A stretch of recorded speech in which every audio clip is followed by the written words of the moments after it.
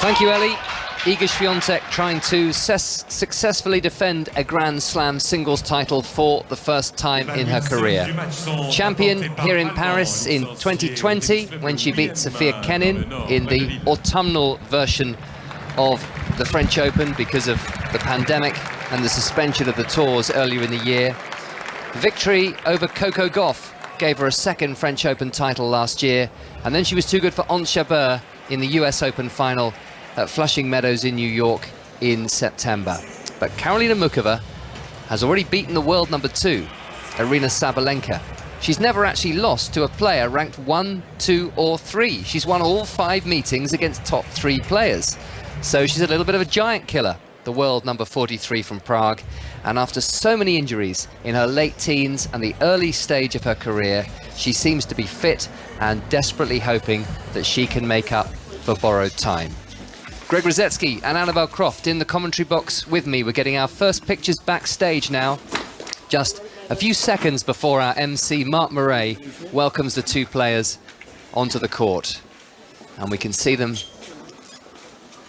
facing directly in front of each other, not making any conversation. Karolína Muchová just adjusting the sleeve on her right arm. She's wearing a tracksuit top at the moment and a black bandana. And there is Iga Świątek studying some notes she's made with those headphones wrapped tightly around her ears. She has the experience of being in a Grand Slam final before. For Muchová, just the one occasion in a semi-final before this year's French Open when she lost to Jennifer Brady in the Australian Open semi-final of 2021.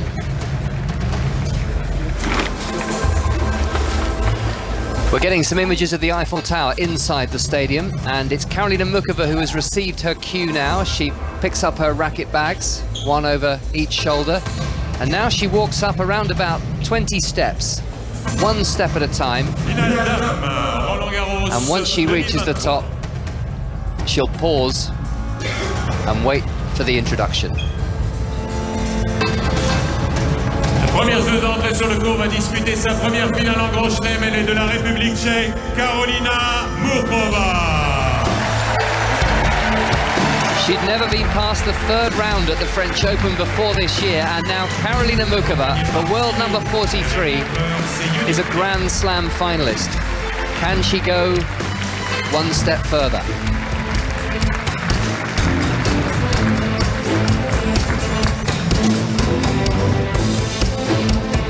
Walking out hand in hand with one of the mascots for this French Open women's singles final. And now here comes Iga Świątek. Racket bag strapped to her back.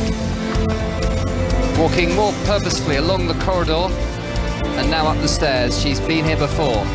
Will it be a 3rd French Open title? A 4th Grand Slam singles title on this hot and sunny Parisian afternoon. 3 titres en Grand Chelem, dont 2 ici à Roland-Garros, la polonaise Iga Świątek.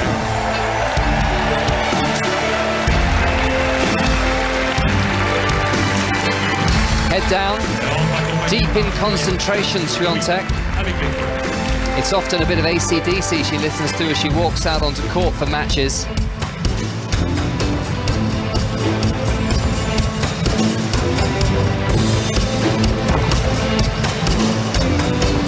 Both players given flowers.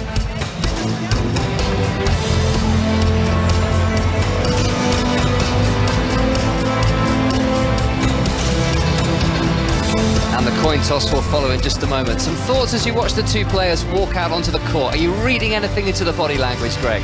Well, part of me wanted to be Muchová there because you saw Świątek with those earphones on, listening to her AC/DC music, looking at the notes. I would have had a little peek to see what she had on those notes, just being a little bit cheeky. But both players look very composed, very relaxed. And what'll be fascinating to see is how Muchová starts. She looks pretty chilled out, and that could be a real benefit for her in this match with her personality coming in. But neither one's shown us much nerves early on. No, I wasn't sure. I mean, I just thought, yeah, Muchová looked quite relaxed. I don't know whether if you judge it by her own relaxed standards, maybe just a little bit more tension there. But Świątek, just her usual kind of head down, as you said, Russell, not looking any eye contact. Surprising that she doesn't acknowledge the crowd more when she walks out. I thought that too. I thought both of them might acknowledge a bit more, but no, just head down, very focused. Let's see who wins the coin toss, and then we'll be off to the Oval for a wicket in the World Test Championship final. Your umpire is Eva Azdaraki Moore. Will be on the top of the two scoreboards, but also down there. For your towels, they're just around the court. Iga, you can use the one with the grey, please. Karolína, the orange, all right? And for the ball marks, if I have a doubt, I'll be going myself anyway, but obviously feel free to call me if you want me to check anything. Just please stop the point immediately. Any questions before we start? No? Karolína, would you like to choose? We have the ball or player? Player. Allez. Opa. Rappelle-moi. It's ball. You serve? So Karolína Muchová All right, loses the some toss. photos, please. Iga Get the Świątek photos. opts to serve first. And if I were Eva Azdaraki Moore, I would be asking Iga Świątek, are you listening to me? Are you concentrating? Because when she is going through the pre-match build-up, Świątek again is head down, furiously practicing forehands and backhands. That was a quite- bundle of energy compared to Muchová, who was just really standing was. very calmly on the other side of the net. I'm convinced that that's just psychology going on right there, because I mean she was just swishing her racket like she was trying to swat some bad mosquitoes around the net area there. And there were children out on the court doing a coin toss. There could have been a nasty accident there. But she was really going for it, wasn't it? And as you said, Muchová just so calm, not even moving or flinching, but definitely that was a bit of psychology going on. Let's go to the Oval for that wicket. Here's Henry Moran. 264 for 7 is the score. Australia lead by 437 runs. Mitchell Starc just caught in the slips by Virat Kohli, looking for another boundary. He made 41. Australia are starting to move through the gears. 264 for 7, the lead 437. Commentary continues on 5 Sports Extra, also on BBC Sounds. Greg. Yeah, I was going to say, for me, all the expectation, all the pressure is on Świątek, but she has these routines which are always the same. It doesn't matter if it's the finals or the first match. So she always does those crazy footworks, the squatting of the racket, like you're saying, squatting mosquitoes out there. And I think that gives her calmness and composure. If she doesn't do that, she doesn't play as well as she can, because she doesn't get out those nerves and those tensions. When you're nervous and you're uptight, the best thing to do is to move around as quickly as you can, just to settle you physically and mentally. Iga Świątek is yet to drop a set at the French Open. She won the title without dropping a set in 2020. She dropped just the one set last year en route to the title. Quarter-final was a repeat of last year's final. She beat Coco Gauff 6-4, 6-2, and it was Beatrice Haddad-Maia who pushed her closest in the semi-final, the only player to take her to a tiebreak over the past fortnight. As for Karolína Muchová, there was the win over the 8th seed Maria Sakkari in the first round. She beat the finalist of 2 years ago, Anastasia Pavlyuchenkova, in the quarterfinals, and then left the best until the semi-final, beating the world number 2 and Australian Open champion Aryna Sabalenka 7-6, 6-7, 7-5 from 5-2 and match point down. A victory secured in 3 hours and 13 minutes. So, Iga Świątek here in Paris this afternoon, here on 5 Live, is trying to win a 3rd French Open title and a 4th Grand Slam title. Will the Suzanne Lenglen be hers again, or will Karolína Muchová become the 4th unseeded champion here in 7 years? Mesdames et messieurs, qualifiés pour une nouvelle finale ici à Roland-Garros, Iga Świątek. Karola Muchová. I just love coming back here, no matter what my ranking is or no matter what my previous results are. It's a great place to be, and I feel really happy that I can compete. Get out of here, ball, she says. She hit that so hard. In the past, it was not easy, and that's actually what makes me to appreciate this result even more now. Muchová down the line with the backhand for a winner. What a way to settle a first set. I feel like I'm a better player everywhere, like tennis-wise, mentally, tactically, physically, just everything. Oh, what a point she's played there. And she's turned this game around. Oh, that was absolutely world-class. To be in a Grand Slam final, it's for sure my dream, and I'm super glad that I'm here. Forehand down the line from Świątek, kisses the sideline. That was a fabulous stroke. I'm just pretty happy to be in the final again. I'll be ready no matter what. Finally, we hear the voice of Muchová. What a combination of shot making that was from Świątek. Backhand from Świątek down the line, and it's a winner. One of the best women's tennis matches I've seen in a while. Forehand cross-court winner, Świątek. Unplayable. You just cannot play a point better than that. And Karolína Muchová completes a stunning comeback. A stunning comeback indeed against the world number 2. How will she fare against the world number 1? Well, we'll know soon enough here live from Paris on the Philippe Chatrier court this Saturday afternoon ahead of the Champions League final on 5 Live from 8 o'clock, and the coverage starting from the stadium in Istanbul at 6:30 with Steve Crossman. We're on the homepage of BBC Sounds here in Paris this afternoon. We welcome our audience on the BBC World Service, wherever you may be listening to us around the world. And there's also live text commentary of this final on the BBC Sport website and app. And there's the band. It's like the announcement of an arrival, isn't it? They've been our friends throughout the last couple of weeks. It seems like a Roman Colosseum, that, just before the gladiators are about to start. Their timing is usually immaculate. The players completed the warm-up. Karolína Muchová sitting down, standing up now, taking her towel to the towel box. This is brand new territory for the 26-year-old from Prague, walking slowly to the baseline and looking far more energetic, dressed in white. A dress rehearsal for Wimbledon is Iga Świątek with a white baseball cap, putting a towel in a box on one side of the court, a towel in a box on the other side of the court. She has now taken those headphones off, you'll be glad to know. And on a day of 28-degree heat and relatively high humidity, it will be the champion, the world number 1, Iga Świątek, looks up to the sky, just gets used to that bright sunlight and prepares to serve and get the women's final underway. It's a forehand return from Karolína Muchová. Another forehand from Muchová, which is just too long, just over the baseline. Her top is terracotta coloured. It's very similar to the colour of the Parisian clay. She's also wearing a black skirt for her first ever Grand Slam singles final.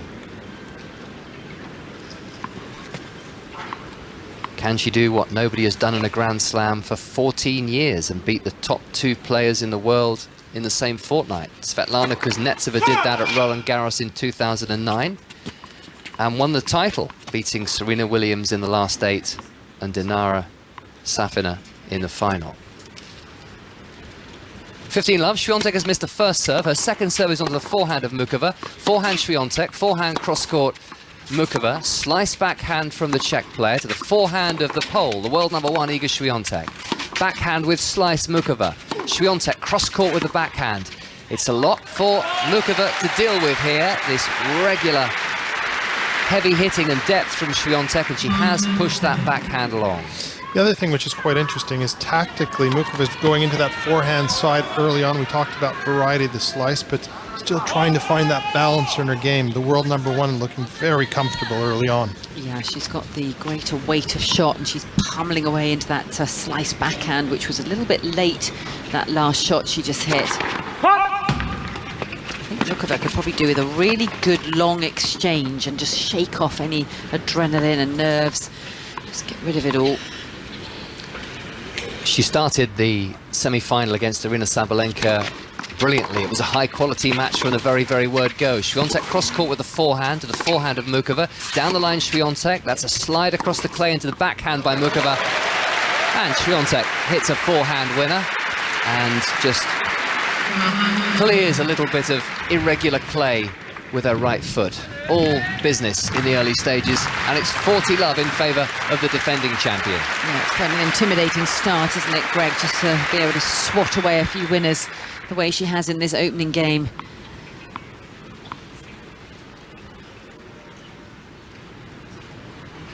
Three game points for Świątek. Missed a few first serves in this game. That will be the only encouragement for Muchová so far. Arrived in Paris, hoping to play well enough to guarantee a seeding for Wimbledon. She certainly managed that, and here she is in the final. Drop shot from Muchová, Nicely done. Świątek hits it back after a second bounce.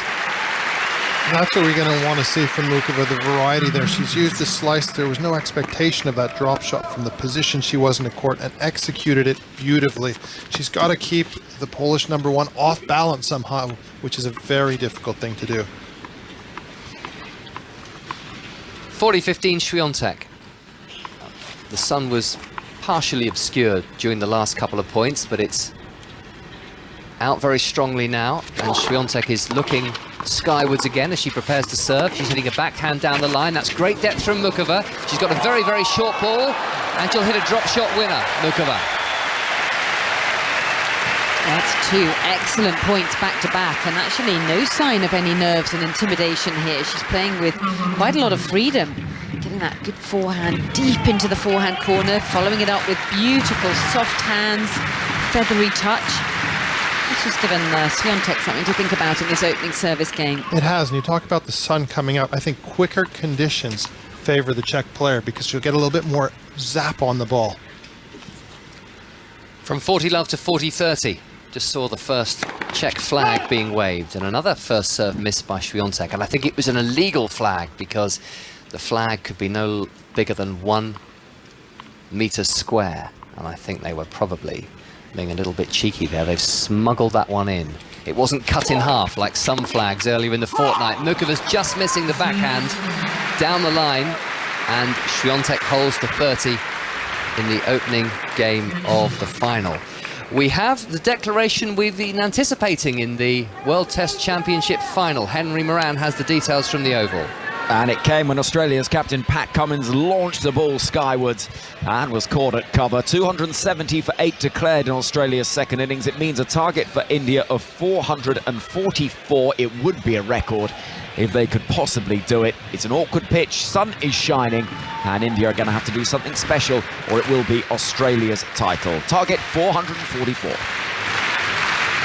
Commentary on Sports Extra on BBC Sounds.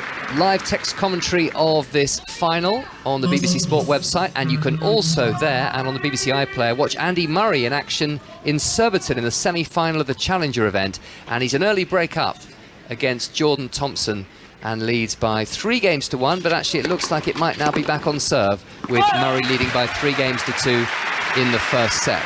He's going to be playing in the Nottingham Challenger event next week, Andy Murray, as he continues his preparations for Queen's Club and for Wimbledon, hoping, a bit like Karolína Muchová was when she arrived in Paris, to try and win enough points over the next 2 or 3 weeks to be seeded for Wimbledon.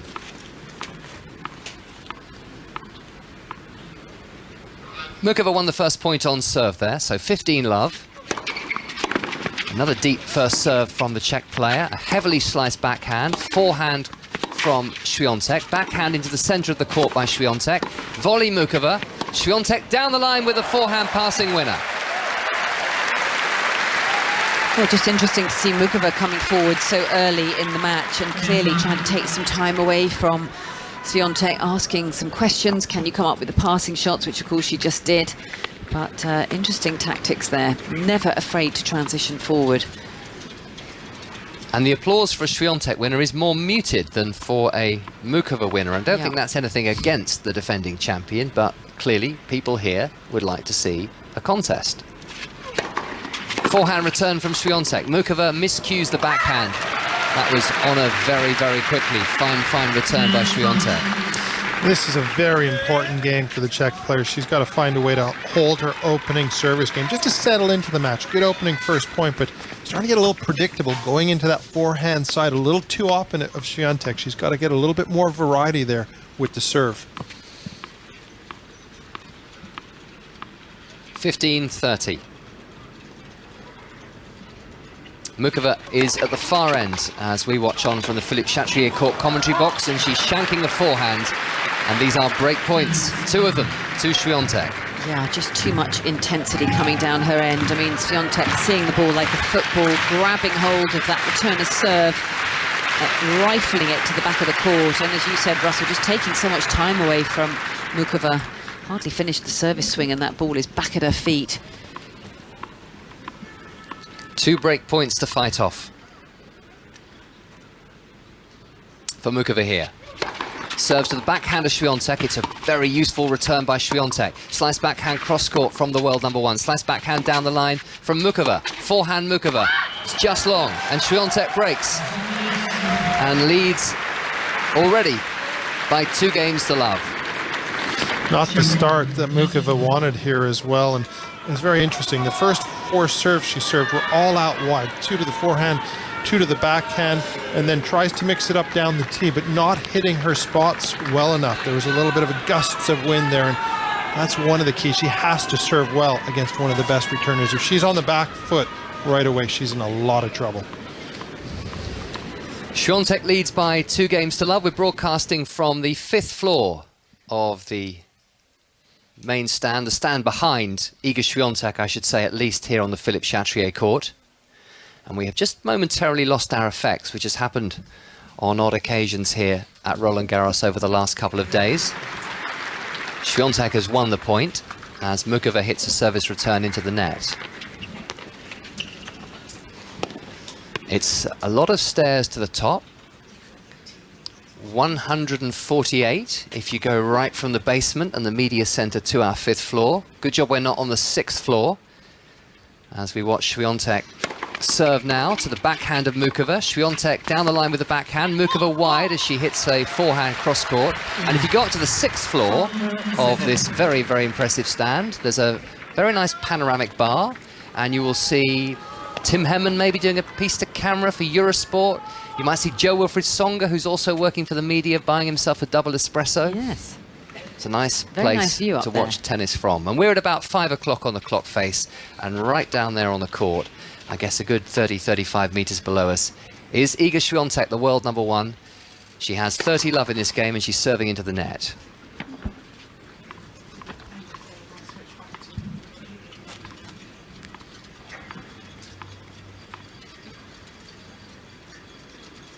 Second serve here for Świątek. She's made the perfect start to this final. Forehand missed by Muchová. She's going for a shot again there, but she's just dragged that forehand wide. It's a little bit ragged all of a sudden, isn't it? There's just too many balls just flying off the strings of Muchová. Not able to find the court. Not extending the rallies enough, I would say. And that won't help her to feel involved in this final. 3 game points for Świątek. They've only been playing 10 minutes. This for a 3-love lead. She serves to the backhand of Muchová. Świątek cross-court with the backhand. Muchová at full stretch, just over the baseline. And Świątek has held to love. And Muchová has only won the 3 points so far. And Świątek leads by 3 games to love. It's not the start that the Czech player wanted out here today. I think there looks a little bit of nerves out there, and she can't find a hole around Świątek. It's Świątek's court craft that is better, with the angles, the placements of the shots, being more rock solid. And this is where I think when she has the chance, yes, she needs to step and be aggressive, but use the drop shots. The 2 points that she's won against the serve of Świątek is getting into the rally, pushing her back, and then using the drop shot to bring Świątek forward. If she doesn't mix it up out there, this is going to be one-way traffic. Yeah, it's a little bit ominous at the moment, isn't it? And I think you can never underestimate how nervous a player will feel in their first Grand Slam final, even though she's sort of hiding it quite well if she's not so nervous. I mean, she did play a couple of good points early on, but it's just suddenly got a bit ragged, and I'm sure there's panic sets in about, oh my goodness, I know where I'm at. There's quite an intensity around the, you know, the whole centre court here with such a full crowd. They've paid a lot of money for their tickets. You know, they want to see a good match. And suddenly, if you're down 3-love in such a short space of time, you're thinking, oh gosh, I really need to be entertaining this lot. They do, but the only good news for Muchová in their previous meeting, she lost the opening set and then won the last 2. So fingers crossed she doesn't hit the panic button too early on, but it'd be nice if she can hold here. Definitely. Yes, that meeting in 2019 that Greg is referring to on a clay court in Prague was won by the world number 109 and wildcard Karolína Muchová against the qualifier and world number 95 Iga Świątek in 3 sets. Świątek says she remembers the match well because it was one of the first WTA events she played in. Backhand return from Świątek, who's now the world number 1. She's hitting a forehand and a backhand. Muchová slides into the backhand slice. Backhand Świątek down the line. Muchová with a forehand. Cross-court backhand Świątek. Slice backhand Muchová.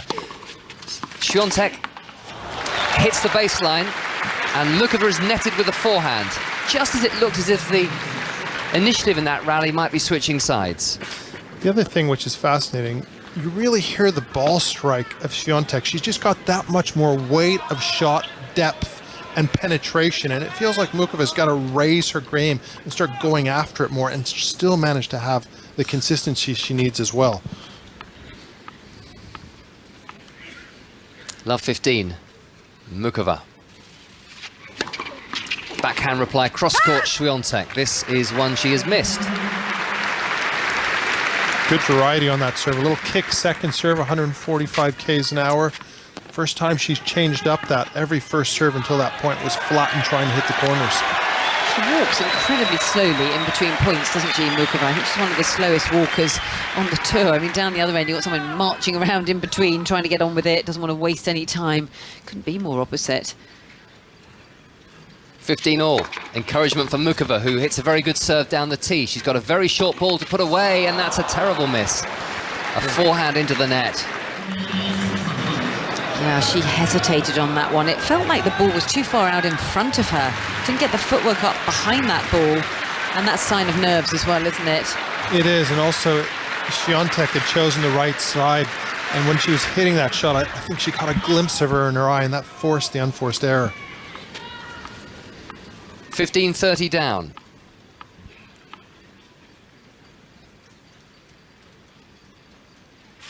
Muchová aces Świątek.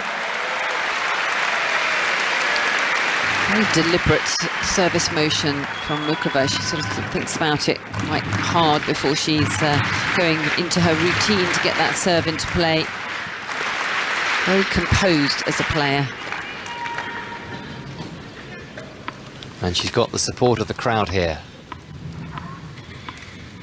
Around about 15,000 people inside the Philippe Chatrier court for this women's singles final. That was a wild first serve from Muchová. 30 all. Can she get a foothold in this match? Holding serve, taking a game. I'm sure will make her feel a lot better about herself.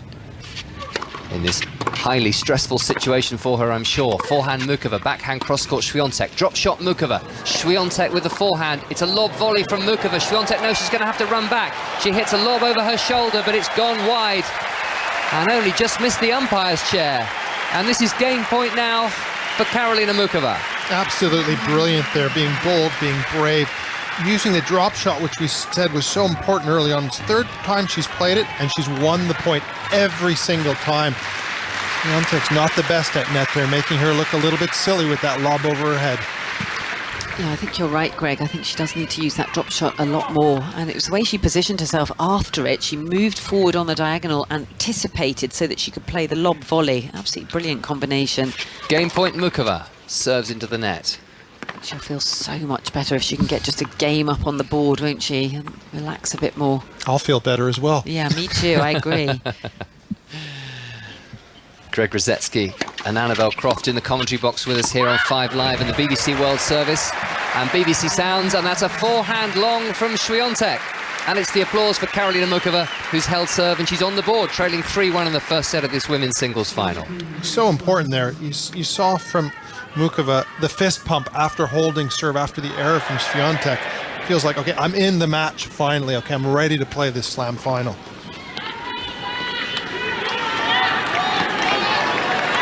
Now she can relax. It's going to be interesting to see if she gets more aggressive now, continues with that drop shot. I hope so.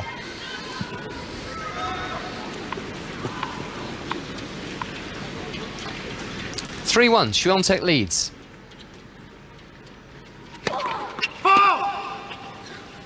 And she misses her first serve. She's going to remain as the world #1. Karolína Muchová did her a favour on Thursday afternoon by ending Aryna Sabalenka's chances of becoming the best player in the world. She'll be in her 63rd week as world #1 on Monday. Forehand Muchová coming forward. Forehand cross-court volley. Świątek hits the forehand long as she tries to slide that one down the line, and Muchová now really does feel like she's starting to make her presence felt. That was brilliant. What I loved about that play, she stood further back on the second serve return, hit a high loopy return, got the short ball, beautiful angle volley there. She's really starting to settle in and show us some of that tennis we saw in that semi-final.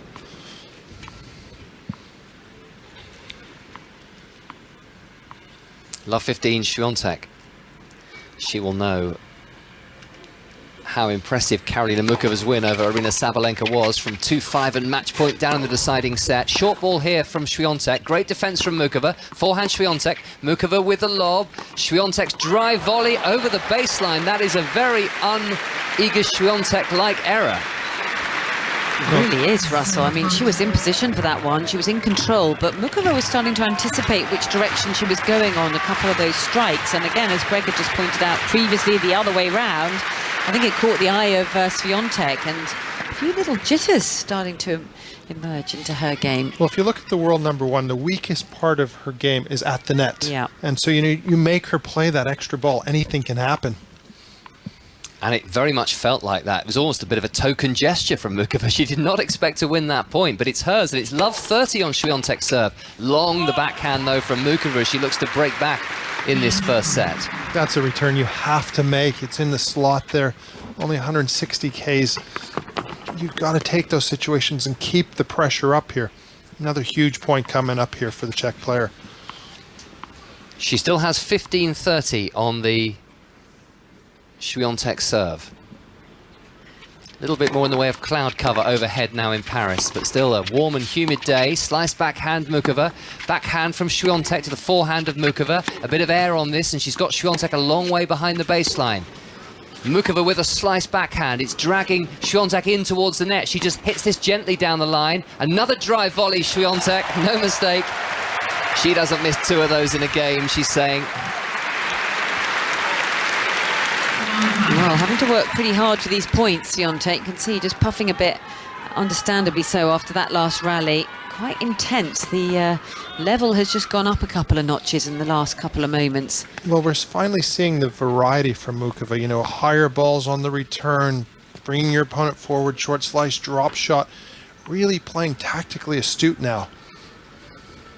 3-1, 30 all.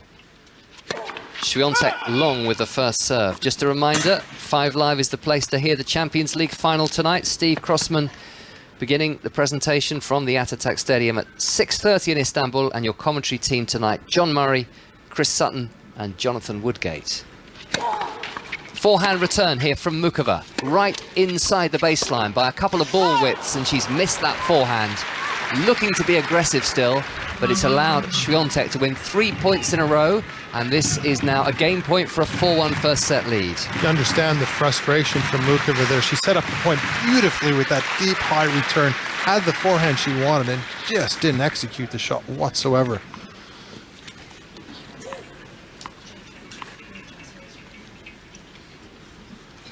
Game point, Świątek.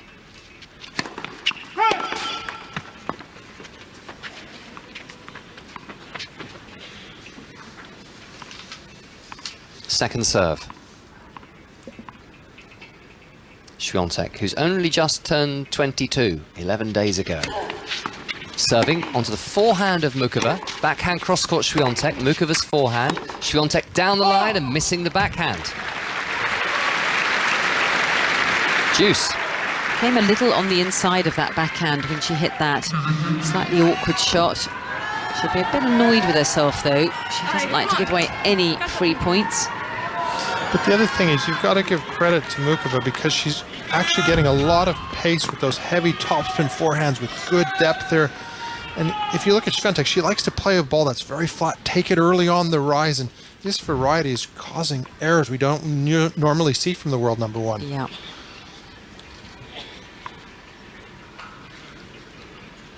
Juice. 21 minutes played. Forehand return Muchova. Forehand wide Świątek. Looking uncomfortable again there. And this is a break back point. Didn't see this coming. So suddenly looks a little flustered out here. Quite late on the take back with that forehand. Good depth on the return of serve. She was fully in command of this first set. This is looking a little bit more vulnerable. Break back point Muchova. Lines lady behind the Czech player. Trying to get the best view she possibly can. Cross court goes Świątek. That was a really nice retrieval by Świątek after a very good service return by Muchová, and the Czech player is unable to control the volley. Well, it wasn't a bad approach from Muchová, but I have to say it was a fantastic backhand, sort of dipping at the feet of Muchová to make that volley as difficult as she could. A lot of players wouldn't have been able to come up with that kind of quality shot. Deuce, Świątek saves the break-back point. Backhand Muchová, Świątek's forehand to the backhand of Muchová. Forehand Świątek, slice backhand Muchová into the net. Very good tactical change there from Świątek. Serving into the backhand side, which is more of a flatter shot. It doesn't give you the height rotation, and that goes into her strike zone. So a little tactical change there from the world number one. Both players really making nice little adjustments at the moment. Świątek has the game point, and it would give her a 4-1 lead in this first set.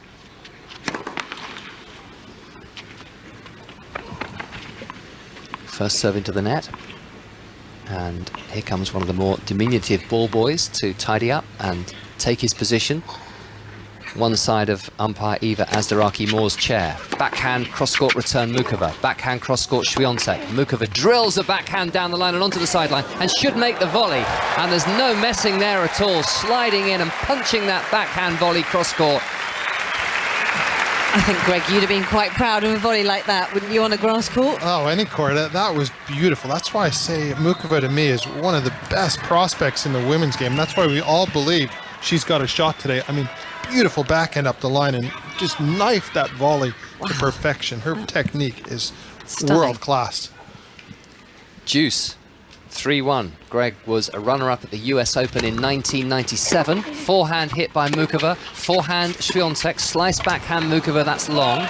And also, your best Roland Garros was reaching the 4th round in 1999. God, I was only any good in the last century, Russell. You're making me feel old. Well, Muchová a bit annoyed with herself missing that one. I think she felt like that was a bit of a freebie. She's just handed across there after playing such a beautiful couple of points. She just dropped her racket on the court surface. Furious with herself missing that one. Advantage Świątek, another chance for a 4-1 lead. Backhand Muchová. Świątek cross-court with a forehand. Muchová's forehand cross-court. Świątek with a forehand cross-court. Straight back at Muchová, who goes down the line with great depth. Now coming in very swiftly and making the backhand volley. That is just world-class. Beautiful technique. I mean, since Barty's retired from the sport, we haven't had a player with such technically sound volleys. Yeah. And I think this is where she has to be bold, she has to be brave, and this is something Świątek rarely sees on the tour, someone willing to take it on and come forward. Totally agree, Greg. I mean, she's not used to playing against someone who can hit a ball like that. And what a stunning backhand. I mean, again, the photographers would have had a dream with that last shot. Launched into it both feet, but it's just so elegant the way she plays it, very balletic. There's about 25 photographers on the front row behind the geraniums, either side of the net post.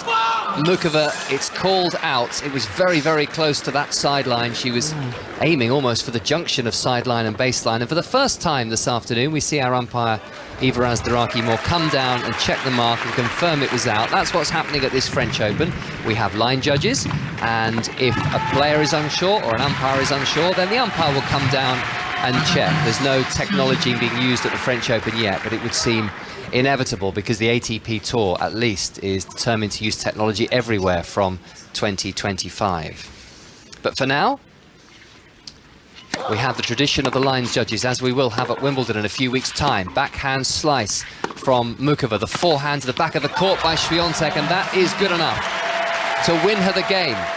4 deuces, 1 break point saved, but she leads by 4 games to 1.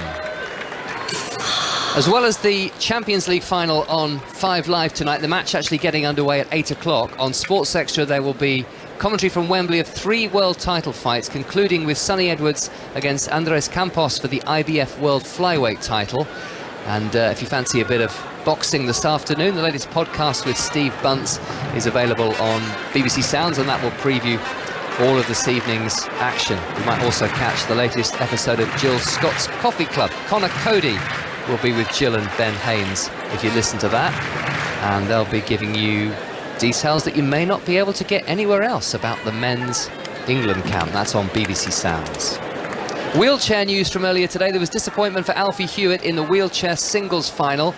Hoping for a 4th French Open title, an 8th at Grand Slam level. He lost 6-1, 6-4 to Takita Oda of Japan, who's just 17 years of age and is going to win a hatful of Grand Slams. Yeah. And in fact, he's the youngest man in any discipline to win a Grand Slam title in the Open era. Wow, I was watching quite a bit of that match earlier, actually, and I was so impressed with him. He was just so aggressive and seemed to have the answers for everything out there. Very natural player and very gritty, very mentally strong at some key moments. Yeah, I have to say I was very, very impressed.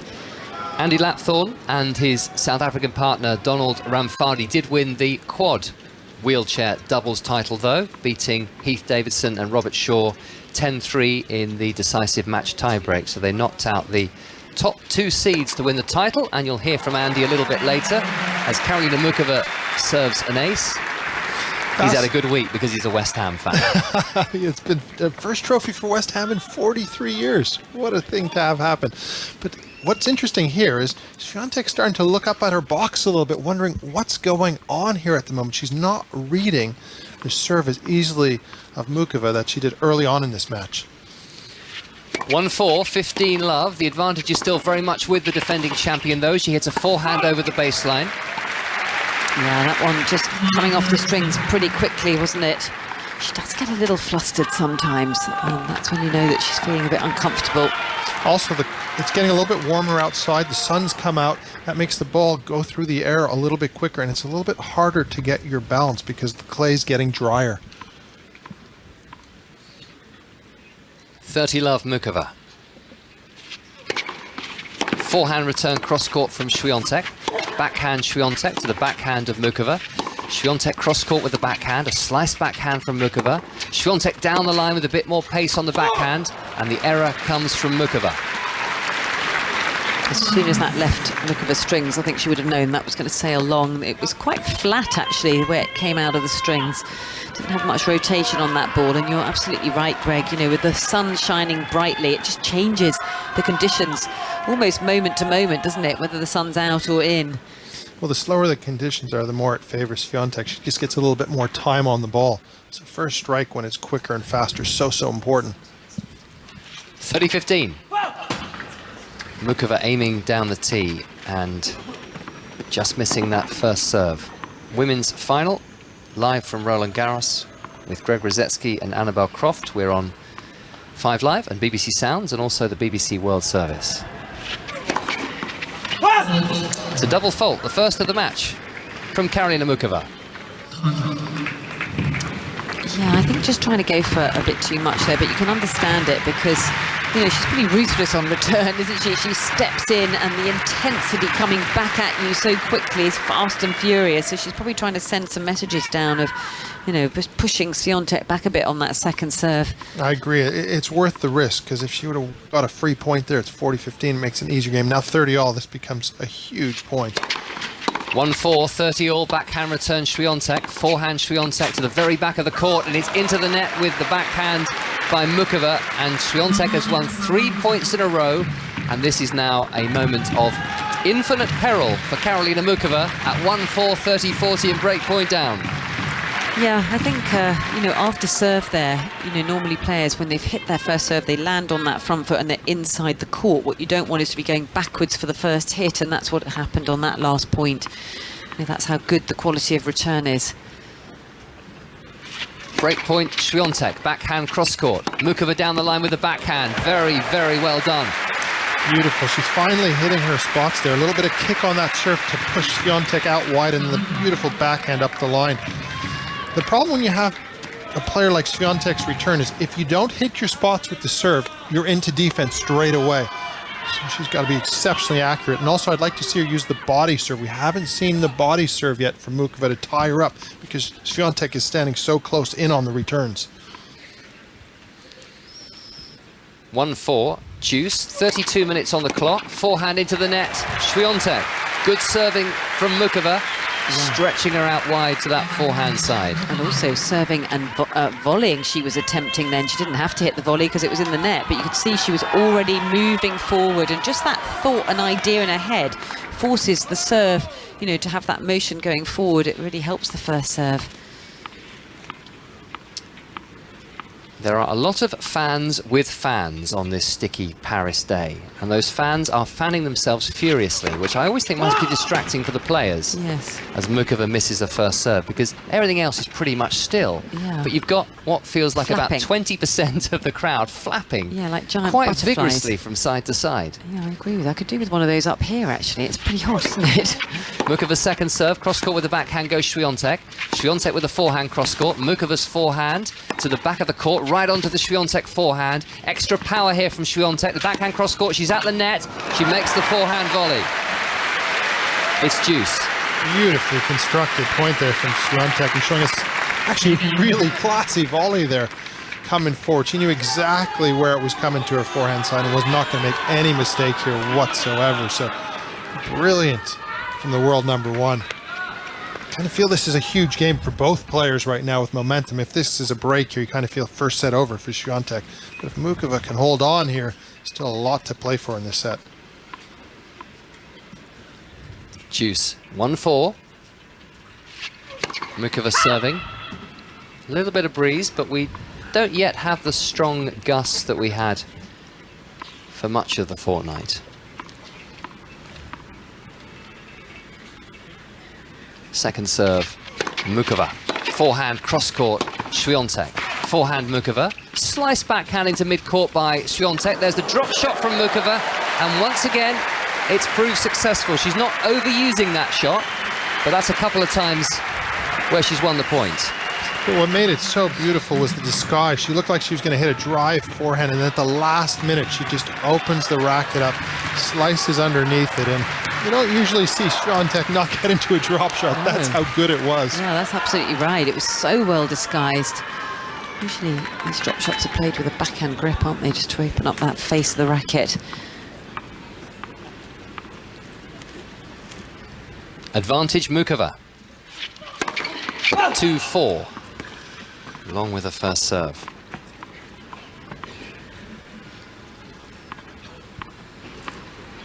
Świątek just behind the baseline to receive this second serve. It's a good one. It's a forehand return by Świątek. Down the line with the backhand Muchová. Cross-court forehand Świątek. Świątek with the backhand cross-court. Muchová with a slice backhand drop shot, which Świątek reaches, but she's a sitting duck at the net.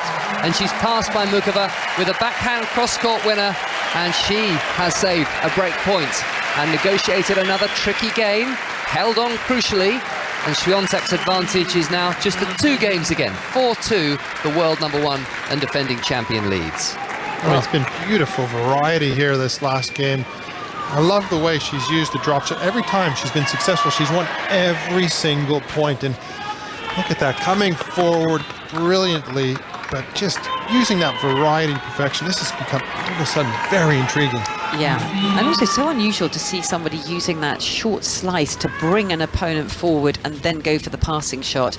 Really spectacular tactic, and you could see by the reaction, or hear by the reaction of the fans, you know, they're enjoying watching this brand of tennis that she's bringing to this final. I can't remember watching a more complete player in a long time than Muchová. It's like a Barty, isn't it? Lots of eyes skyward all of a sudden to see what's making that impressive noise. Backhand into the net, Muchová. She was attacking the second serve, and you could see, well, you couldn't see her heart sink, but you could see her shoulders slump. Yeah. But what I would say is, why is she trying to be that aggressive with it? When she stood back on the second serve, really hit a heavy topspin forehand deep, that has allowed her to get more aggressive. Why change a winning tactic that gets you the break?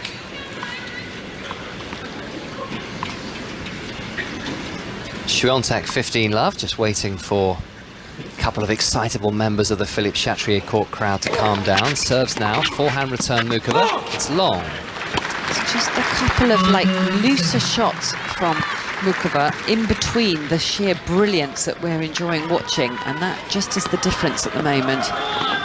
Well, you know with Świątek, she gives you nothing. Her focus or concentration never laps. Well, Muchová at times can just lose it fractionally, and those small fractions can make a huge difference. 4-2, 30 love. Forehand return cross court, Muchová. Forehand Świątek, Muchová in at the net, and this time she misses the volley.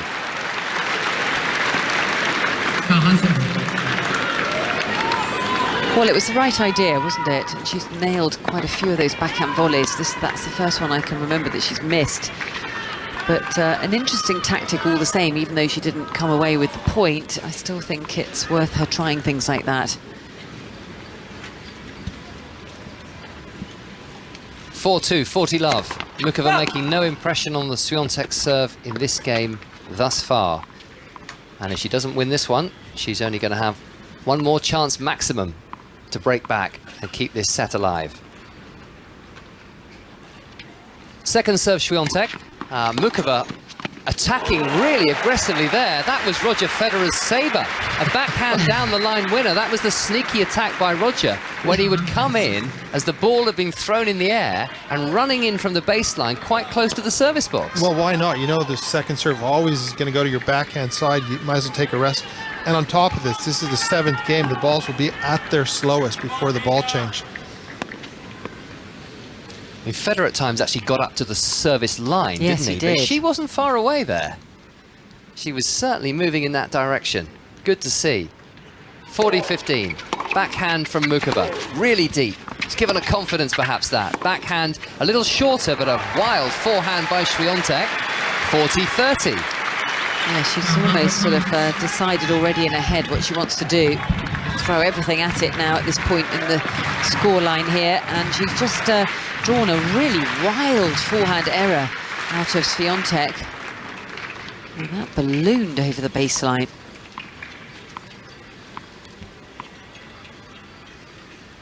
Fans still being fanned furiously.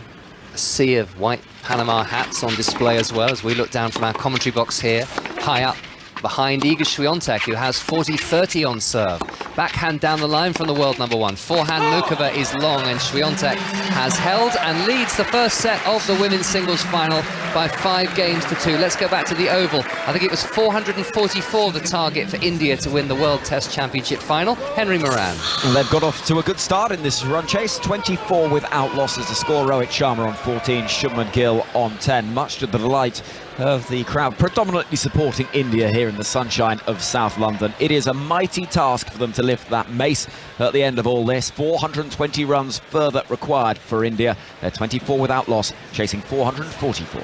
And Henry, what happens if they're 9 down, but short of their target at the end of the 5th day? Well, unless we've lost weather, had a weather-related delay, then the trophy will be shared. That is part of the deal. It's the 6th day available only if we lose match time to the weather. So that is the way that this works. So there is a 6th day, but only if we see rain. So there is the potential in that circumstance that we'd see the mace shared. Excellent, thank you very much indeed. Commentary continuing on 5 Sports Extra. This is the women's singles final from the Philippe Chatrier court in Paris. We're on Sports World on the BBC World Service, 5 Live Sport on 5 Live.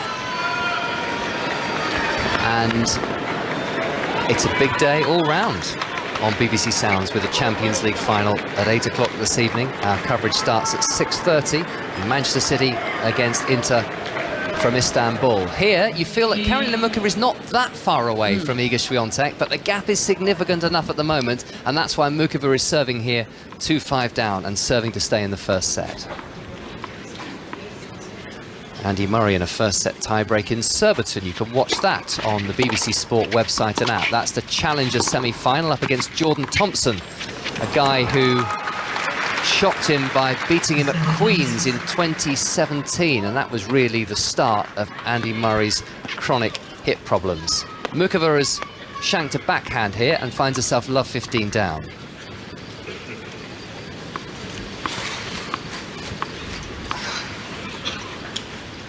Świątek 3 points away from winning the first set. Very long that serve from Muchová.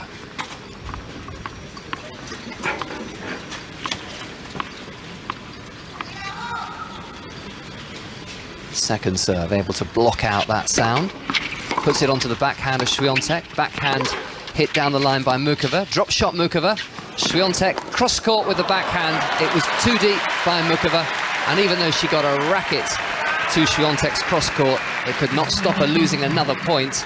And look at the scoreboard. It's not a good look if you're from the Czech Republic. Świątek 2 points away from the set. Love 30 on the Muchová serve. Also, that's the first point she's lost with the drop shot today so far, Muchová. I think it's also to do with the new balls. There's such an extreme change when you get across, and the new balls are so much quicker that she hasn't adjusted as well as Świątek to them at the moment. Love 30, forehand return Świątek, backhand Muchová. It's long, 3 set points to the defending champion.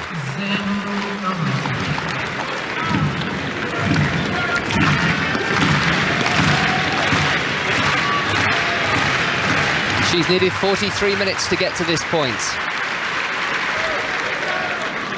It's not been totally plain sailing, but this would be a comprehensive-looking first set scoreline, and in keeping with much of her work at Roland Garros the last couple of weeks. Muchová misses the first serve. 3 set points down.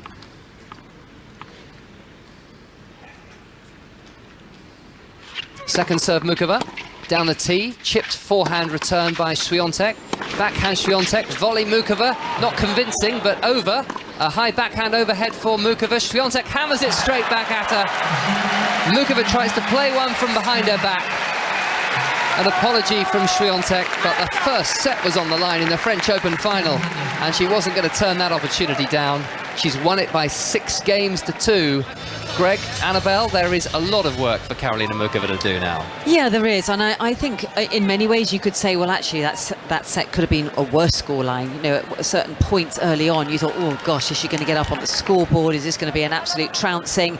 But actually, she made it very entertaining. She really got the crowd going, and there were moments where you thought this was going to develop into a very intriguing first set, and it felt almost a little bit closer than the end of 6-2. But having said all of that, I think Świątek, her usual efficient self.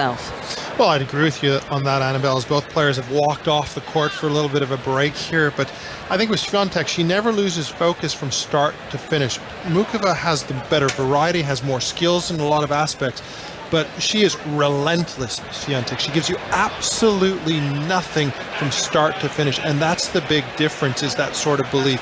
Muchová cannot have any lapses, especially from the start of the second set. She has to be there from the first ball to the last, and she has to be the one who bosses this match to have any shot. 6-2 Świątek, and the world number 1 Ellie is just a set away from a 4th Grand Slam title. Thank you, Russell. Back for commentary of the second set at Roland Garros. Will it be the second set of 3, or will it be the final set? You'll find out in the next few minutes here on 5 Live in the sunshine at the Oval, watching the World Test Championship final. India chasing 444 to win, 28 without loss. Let's get the news on 5 Live just before 3 o'clock with Dan Maudsley. Listen on BBC Sounds. This is BBC Radio 5 Live. Many thanks, and I want to bring you up to date because while you're enjoying that first set, we have had another Conservative resignation with immediate effect once again. This time it's Nigel Adams. He's the 3rd MP to step down within 24 hours, triggering yet another by-election, this time in Selby. Yesterday, and of course, Nadine Dorries and Boris Johnson announced their resignations, with the former Prime Minister claiming he'd been forced out by, in his words, a biased inquiry into whether he deliberately misled Parliament. Labour has accused Mr Johnson of cowardice. Well, here's our political correspondent, Rob Watson. The big question is, are we now about to see some sort of open civil war within the Conservative Party? I mean, we don't know just how bad it's going to get, but we know that emotions are running pretty high, certainly on the pro-Johnson camp. I think that secondly, of course, all these machinations inside the governing Conservative Party are going to get presumably large chunks of the British electorate thinking, hang on a minute, what on earth is going on? And then the third thing is the sort of state of the economy and the state of the country, where you have falling living standards, very high levels of inflation. So if you're Prime Minister Rishi Sunak, I mean, it's hard to think of anything worse than having to have 3 by-elections. Well, nothing official yet from Nigel Adams as to why he's resigned, although he is something of a Boris Johnson loyalist. We will keep an eye out for that. In other news, Ukraine's President Volodymyr Zelensky has confirmed that his country's counter-offensive against the occupying Russian forces is underway.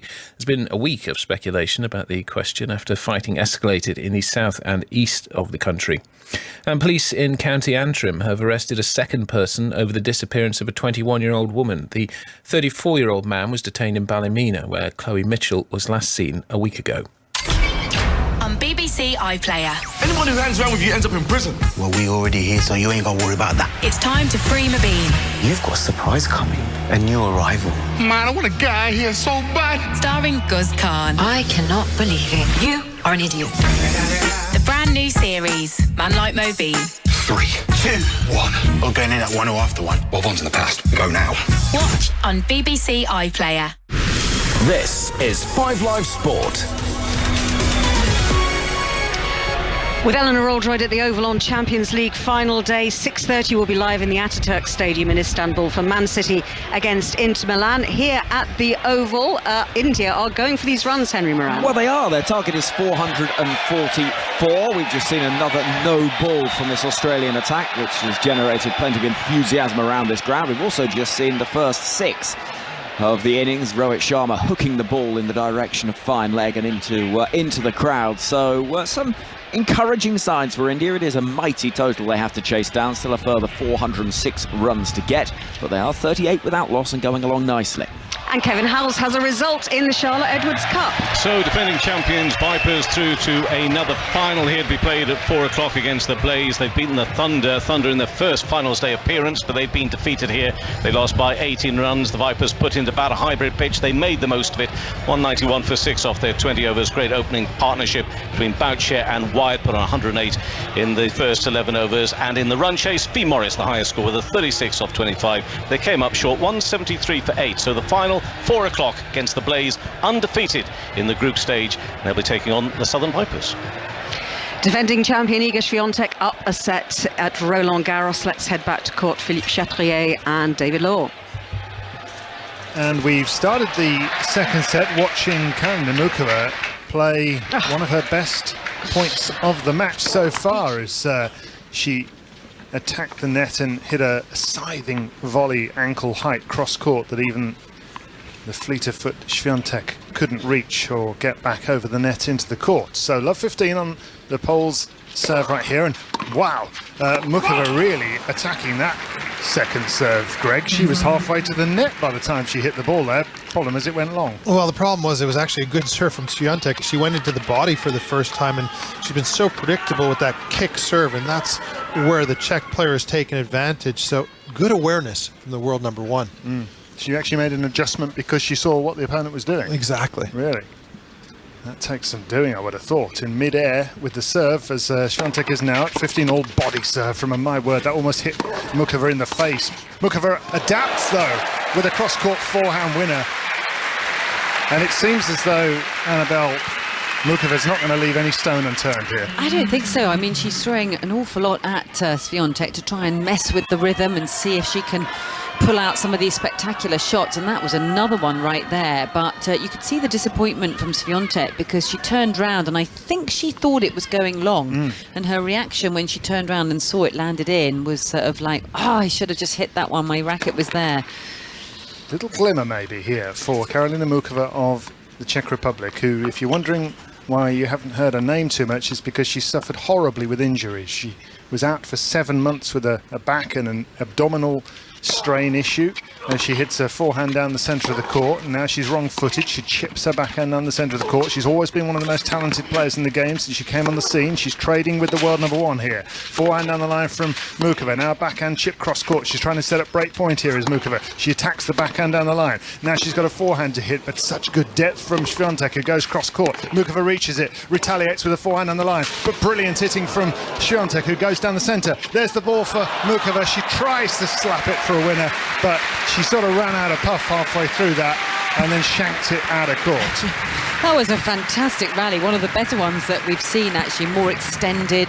You could feel the engagement between the two as they were getting involved in that real tussle at the back of the court, but you kind of got the impression Świątek was just going to go into lockdown mode and she wasn't going to miss.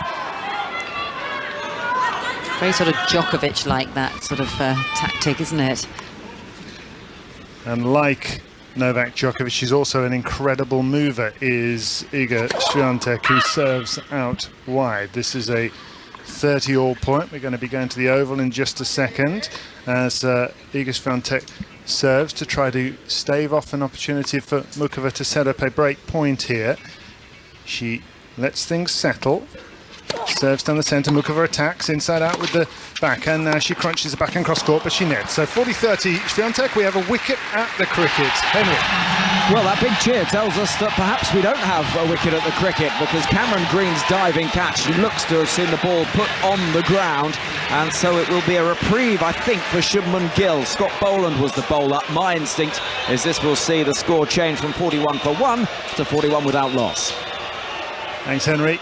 We'll keep you up to date with everything that goes on as the serve goes out wide from Świątek, who has a point for the first game of the second set. The world number one took the first set 6-2, but Karolína Muchová started this second set aggressively and assertively. Hits her backhand on the line, lifted with topspin and loft from Świątek. Then she powers one cross court. It's chopped back down the centre by Muchová, but it just drifts long.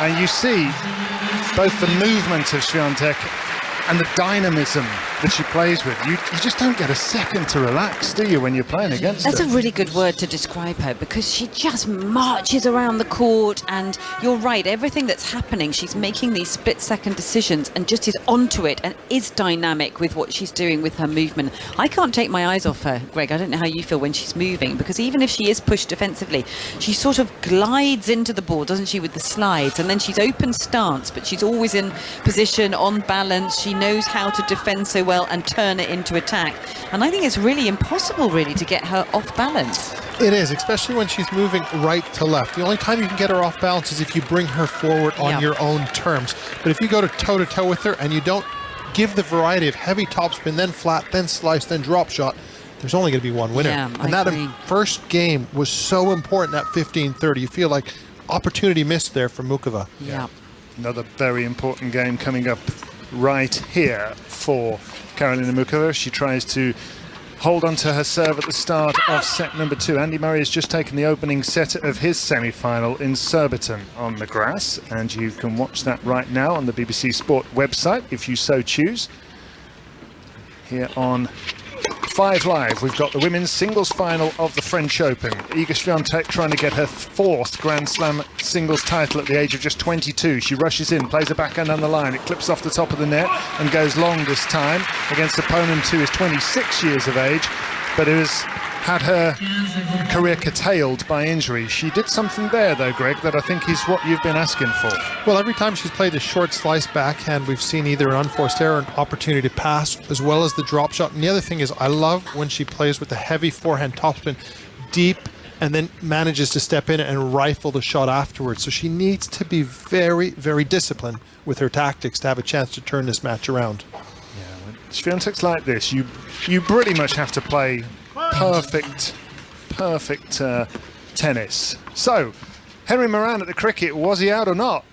Yes, out, given 41 for 1, much to the displeasure of the majority of fans inside the Oval. The sort of one you look at on a replay, the more you look at it, the more it looks like the ball has touched the ground. But no, says the TV umpire, and that is tea. 41 for 1 is the score, with still 403 runs required for India. Thanks, Henry. 6-2 first set to Iga Świątek. She's never lost a Grand Slam final. She's never come close to losing a Grand Slam final in the 3 previous ones she's been in. And so far, she's dominant in this one as well. 6-2, 1-love. And Muchová at the far end of the court with her black headband holding back a ponytail and her orange shirt and black skirt. Swings into a serve. Just great to see her, if nothing else, fully fit these days after all the injury problems she's had. Told a year ago that she might have to give the sport up. So this is a great sight to see her really fulfilling her potential. But can she make a real scrap of this French Open final? Off the back edge of the baseline she goes. Now the drop shot that Greg Rosetsky's been asking for, but this one goes halfway up the net. They're only good if they go over the net, Annabelle. Didn't quite get hold of that one and didn't give it enough height, but also slightly panicked the way she played that one. Sort of, I think that's the kind of stress that Świątek puts you under, because you've got to come up with the goods and you've got to be able to match her psychologically, keep up your own level. And she certainly doesn't want to let this second set slip away quickly and early, because once the benefit of that scoreline is behind her, she's a great front runner, Świątek. Feels like there are 1,000 butterflies in the stadium, all flapping the wings as people fan themselves. As a forehand drive volley goes down the line from Muchová. Now she's underneath the lob and she smashes way out of court. I don't know whether she lost that in the sun or what, or just the pressure of Świątek going all over the place. It looked like she lost it in the sun, to be honest with you. It's pretty bright down that end, and that was quite a smart lob from Świątek, throwing it up quite high. Wasn't going to be the easiest of smashes. It's easy to sit here in the commentary booth and say, let's let it bounce if you can't see it, and just try to find the solution. But again, Iga just choosing the right shot every time, putting her opponent under immense pressure. Forehand return down the middle from Świątek on the baseline. These two players. She has break point, Świątek, and she has broken. Forehand blasted long by Muchová, who knows she's got to go for it.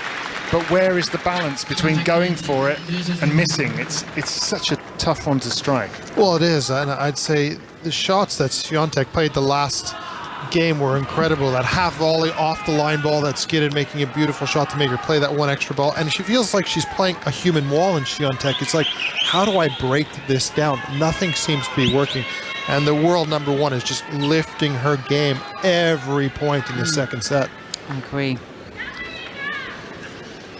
Yeah, she's homing in, getting the victory, isn't she, in her hands once again on that trophy. Just looks so comfortable on this court.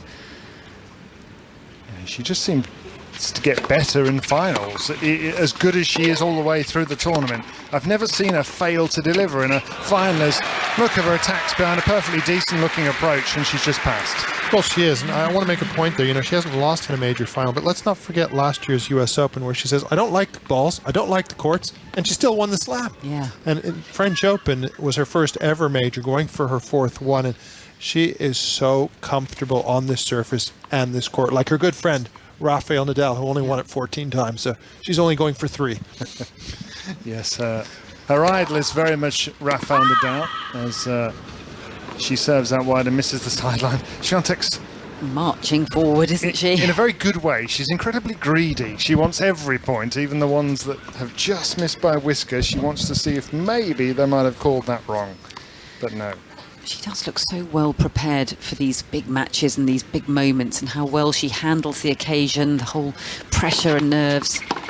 Backhand drilled cross-court by Muchová, who slices one inside out now, sending it sideways with the side spin. Now she has a forehand at the back of the court to hit. The Świątek meets 6-2, 2-love up is the pole, the world number one. Another slice for her to deal with. She just makes it look easy though, just goes down the line. Muchová goes for an extravagant, ambitious drop shot from the baseline and it doesn't clear the net. But the other thing is the drop shot, you want to play it cross-court. You play it up the line, you're going over the highest part of the net, and also your opponent has the less distance to run for. So your margin for error is so much less. So low percentage drop shots. And first set she was playing them very well.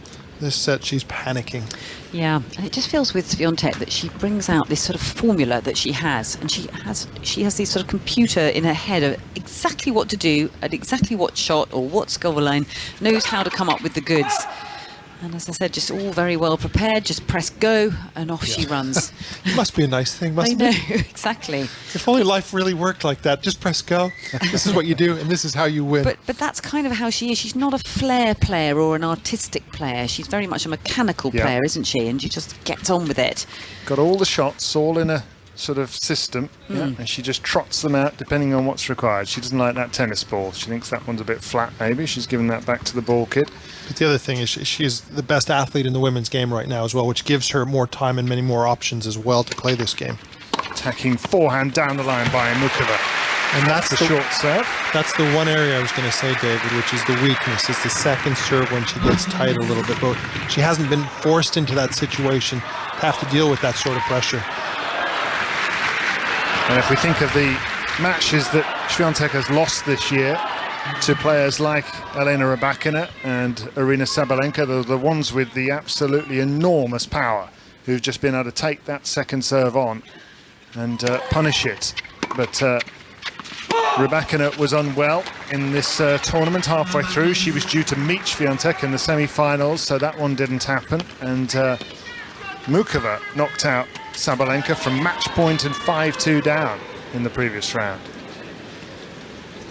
6-2, 2-love to Iga Świątek and 40-15. This for 3-love, and it would put her just 3 games away from her 3rd French Open title.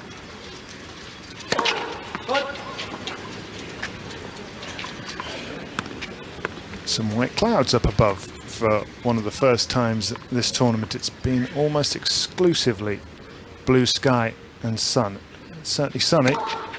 Backhand return down the middle from Muchová, whipped cross-court forehand by Świątek, who's on the back foot here, driving Muchová back again. Off the top of the net this time from Świątek. She adapts her feet, hits the forehand down the line. Slice now from Muchová, but that one goes long.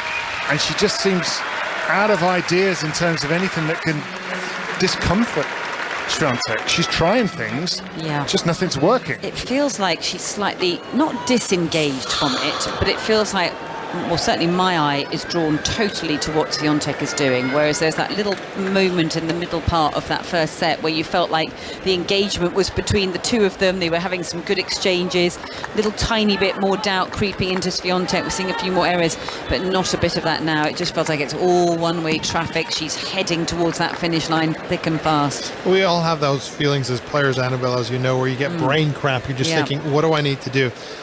One of the things I'd love to see from Muchová is change of height. She was really getting a lot out of Świątek when she went for that high, heavy topspin, deep forehand to get the ball, and then she could step in and flatten it out. If she plays flat in one height level with Świątek, there's only one winner. You can't do that. You have to give her that heavy top variety, especially if you don't have the firepower, which we're talking about, with Rybakina having as well as Sabalenka. So if she doesn't change that up, I think we could be curtains in 3 or 4 games. Yeah, it's not looking good for Karolína Muchová just at the moment. Iga Świątek leading 6-2, 3-love in the French Open final here. Tonight, of course, it is the Champions League final. Manchester City against Inter Milan in Istanbul. Coverage starts at 6:30 tonight. Steve Crossman will be live with John Murray, Chris Sutton and Jonathan Woodgate. The Football Daily will be available later on this evening on BBC Sounds with all the reaction to the final.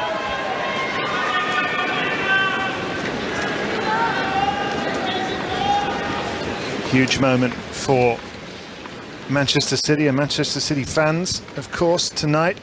Huge moment for Karolína Muchová, but it is not something she will be enjoying very much just at the moment. 1 hour and 5 minutes is all she's been on this orange court for, and she's won just 2 games out of 11 so far. Forehand down the line, and Świątek just getting to everything with ease, and she looks so balanced. In comes Muchová, she tries to volley, but she volleys long. Yeah, she didn't quite commit to that one the way she had previously when we were just singing her praises. That was sort of a half-hearted attempt, a bit of a late decision to come forward, and you just can't afford to be hesitant against Świątek.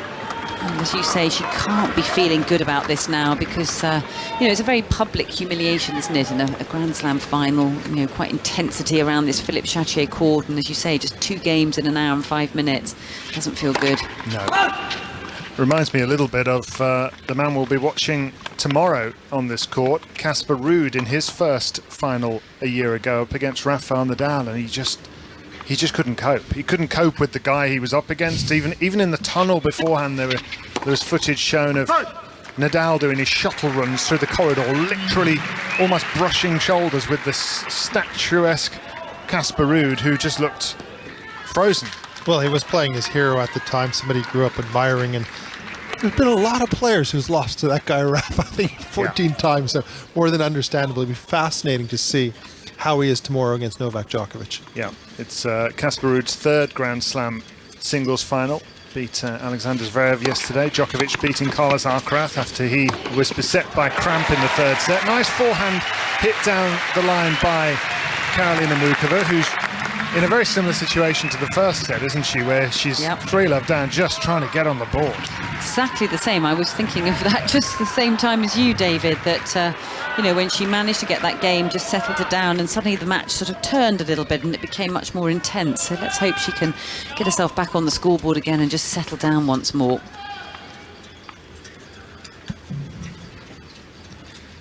So Muchová at 30-15. I think there's still plenty to admire and enjoy in this match, even though it's quite one-sided. It's a bit like when we were watching Federer at his best, and I think the crowd just enjoying, this is great tennis that we're watching. It's not terrible from Muchová, is it? No, she's hit some decent shots. That not one of them. That's a forehand into the net. It's just Świątek's too good. Yeah. But the other thing is I want to see a little bit more emotion from Muchová. I know it's not her natural well-being, but use the crowd. The crowd want to see more of a match. She hasn't played badly in that opening set, which I agree with you. And yes, the brilliance of Świątek, but do something to get into the number one player's mind somehow. Use every advantage you can, because you don't know if you're going to ever have this opportunity again in your career. Really feels like she just has to hold right here. 2-6, love 3. And Świątek is just merciless. Marching towards the finish line, hitting a backhand down the centre, trying to set up break point here for a 4-love lead. Forehand cross court off the back foot by Muchová, who times the ball nicely with the backhand cross court, but it still comes back. Big backhand cross court by Muchová. That is into the postage stamp between baseline and sideline, and it's a good job it was. It was a fantastic shot, but where's the emotion? The crowd wants to explode. I mean, you can't hit this backhand in the corner any better. Get the French crowd on your side, please. They're ready to explode. But that's not her, I suppose, is it? And you're basically asking her to act. And is that something sometimes you have to do? Well, you have to make your opponent feel nervous out there somehow, because Iga looks so comfortable. There's nothing phasing her. Sometimes you have to go out of your own comfort zone or who you are to make the change. Serve and volley, Muchová. Has she hit the line with the backhand volley? The arm has gone out from the line judge to say that the ball is out. It took a long time, and actually that is great sporting reaction from Iga Świątek, I think, who has just rubbed that mark out and accepted that point was Muchová's. Yeah, I can't believe that was called out, because I thought it was inside the line. It was such a stunning volley. And again, just full flight, serve and volley, smart tactics to come forward after getting that good kick serve into play, and nailed that backhand. Well, that's a big phew, isn't it? Yeah, I think for everybody concerned, because you don't want this to be a horrible experience for Karolína Muchová, even if she is not to get a comeback, because she's got such a lot to offer as a player. She's done so well to get to this final, but she's up against one of the all-timers here in Iga Świątek, it feels like right now, who hits her backhand down the line. Decent forehand down the centre by Muchová. She's rallying well here. She backhand slices down the line, then one that she tries to bring Świątek into the court with, and there's the reaction that Greg Rosetsky and Annabel Croft were asking for. Half-pace ball. Świątek overdid it and went wrong.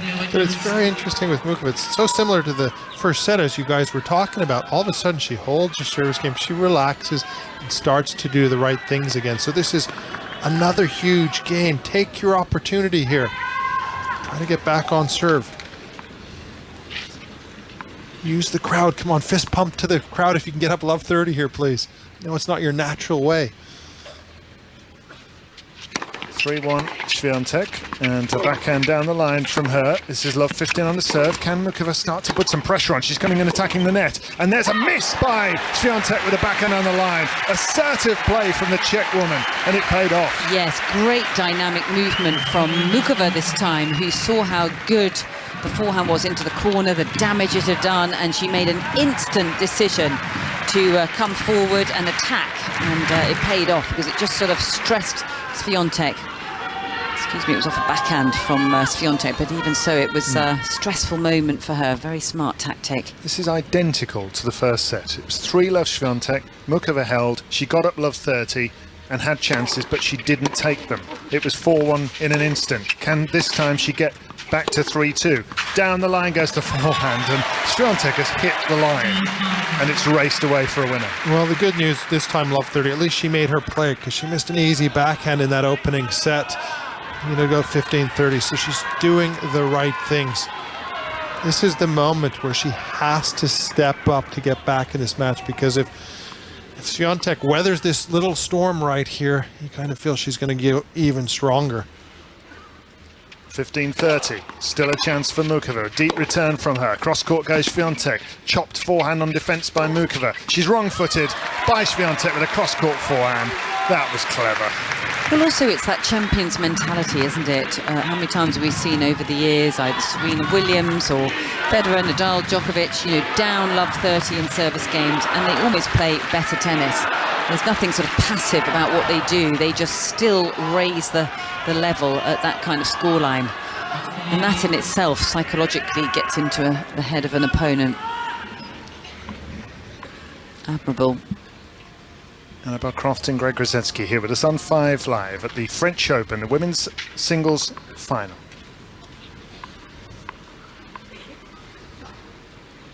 Men's final will follow tomorrow at 2 p.m. on 5 Live. It's a very deep serve from Świątek and a forehand down the line. Hits the line from Muchová, and she's extracted the error. Cross court with a backhand, and Karolína Muchová has a break point. Yeah, terrific depth, wasn't it, Greg, on that shot from Muchová, and you don't see too many unforced errors or free points, but that was one of them. Well, this is where she's got to be brave again and be bold. Trying to convert on a break point here, and this could turn this second set and the momentum with her, because the crowd is looking for her and supporting her to get her back in this second set and in the match. 3-1 Świątek, but break back point. She serves down the centre. Backhand return is a deep one from Muchová, who's in the rally. Hits a big forehand, tries to push Świątek around, then whips one the other way. Świątek meets it with a cross-court forehand. Down the line goes Muchová, and she's made it! And finally, Karolína Muchová shows just how good she is. And is she in this final now? 3-2 behind on the scoreboard. But this suddenly has a very different feel about it. Oh, yes, it does. And I've got sort of a few goosebumps going through me after that forehand she just nailed, because that does feel a little bit different now. And like you said, finally showing this crowd what she can really do, but also to ask a few more questions of Świątek, put a little bit more doubt into her head, and also give this crowd something to cheer about. It sort of just puts a different complexion on the match. So well played. I mean, very tough circumstances for her. And I'm sure she's got some inner demons that she's fighting, or all the way through this match with the occasion, everything about it. But that was a big moment for her. Well done. It was, and what I loved about it was the roar after she hit that forehand winner up the line, which painted the line, and the crowd just exploded. Maybe this will finally relax her to play with the freedom, and she says, okay, I'm in this match. I beat her last time we played from a set down. Why can't I do it now? She's got to be brave. She's got to be tactically astute. And she has to go after it at the very biggest moments, as she just did. Greg, did you feel normal when you were in your Grand Slam final? Did you feel a heightened sense of nervousness? No, I was relaxed. I just had an opponent who the opening 2 sets was better than me, got back in the 3rd set, and then ran out a little bit in the 4th set, and was just a better player than me on the day. So I feel like Muchová has all the potential. Technically, she's a better player, but the intensity and the physicality is better from Świątek. If she can let herself flow and play with the freedom in the right way, she's still got a shot here. And that was a huge, huge game for her. 6-2, 3-love it was just 10 minutes ago. It's now 6-2, 3-2. And it is Muchová serving, this 26-year-old from the Czech Republic, who is a prodigious talent as she hits her forehand on the line. She's coming in, she's underneath the lob, Muchová. She smashes it, Świątek, it comes back, backhand volley into the net by Muchová. She did everything right except the final shot.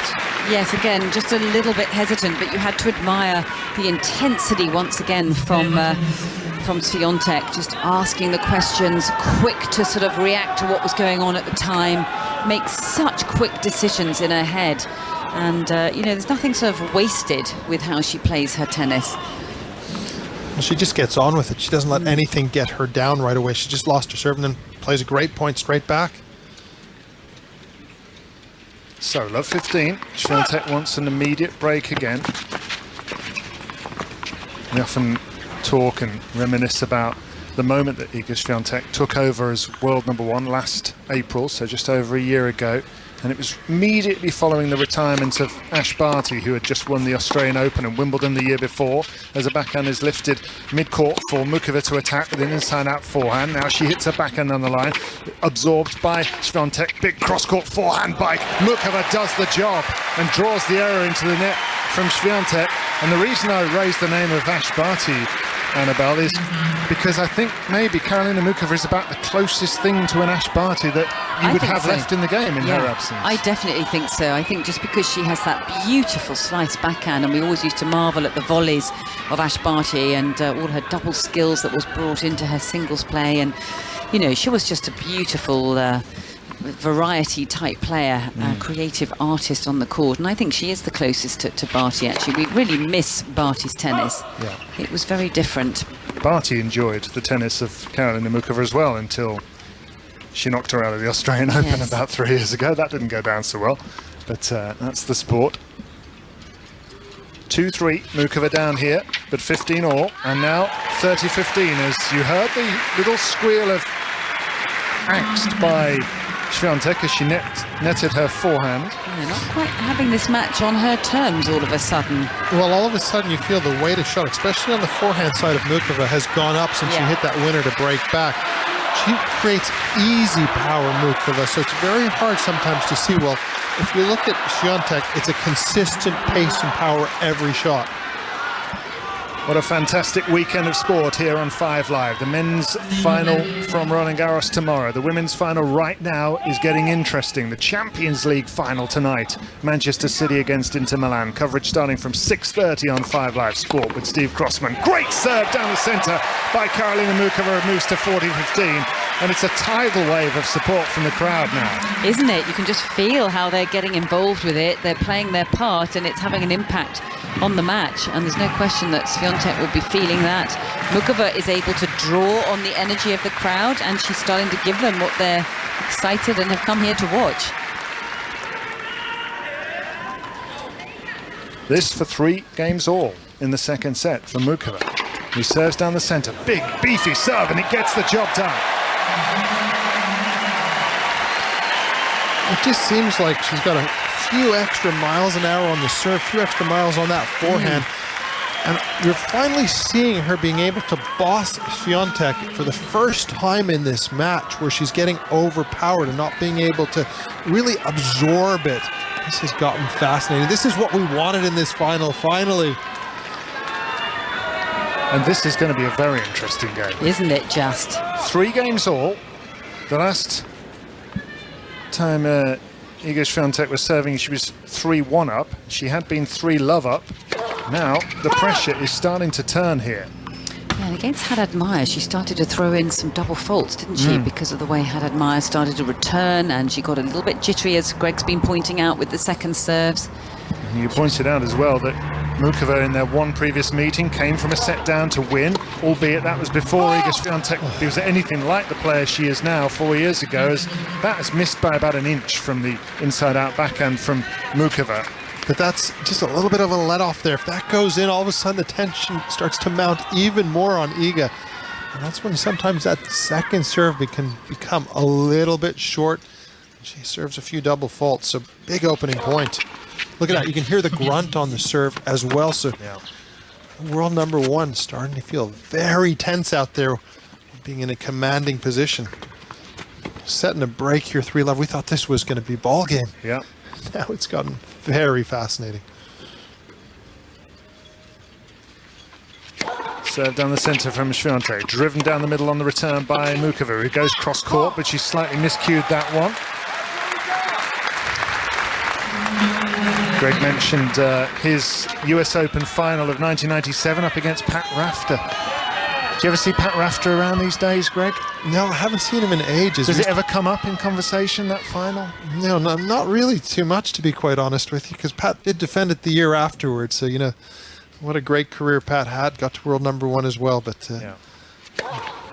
You didn't have such a bad career yourself. Here's a mid-court forehand from Muchová. She really goes after it with the forehand down the line, but she's put it in the tram lines. But here's the thing for like Muchová, okay, Świątek we know is going to be in multiple slam finals. For Muchová, we don't know yet. You know, this could be a defining moment in her career when she gets that opportunity to do so. So I feel more for Muchová this match, and especially this set here, is so much more important for her than it is for Świątek. This is a great reaction from Świątek, isn't it? From losing 3 games in a row, and she's now got herself at 40 love. This for a 4-3 lead in the women's singles final. Set to love for Świątek, 3-all in the second. Her backhand cross caught the pole. Now she's brought in by a low backhand slice from Muchová, who's going short and then deep with these drives. Now she's got a forehand to hit. She goes down the middle. The inside-out backhand, creating an angle from Świątek, as Annabelle's been talking about, her ability to create out of nothing, and then the backhand winner down the line, Świątek. That was a world-class game, just when she needed it. Yeah, you saw the emotion there, the racket up from Świątek. But from my point of view, Muchová is just guiding that forehand again. Yeah. When she hits it with freedom, she's a different player. Just accept you're going to make a few unforced errors with that, especially when you're in the return game. Continue to go after it. That's the only way you're going to put fear into the world number one.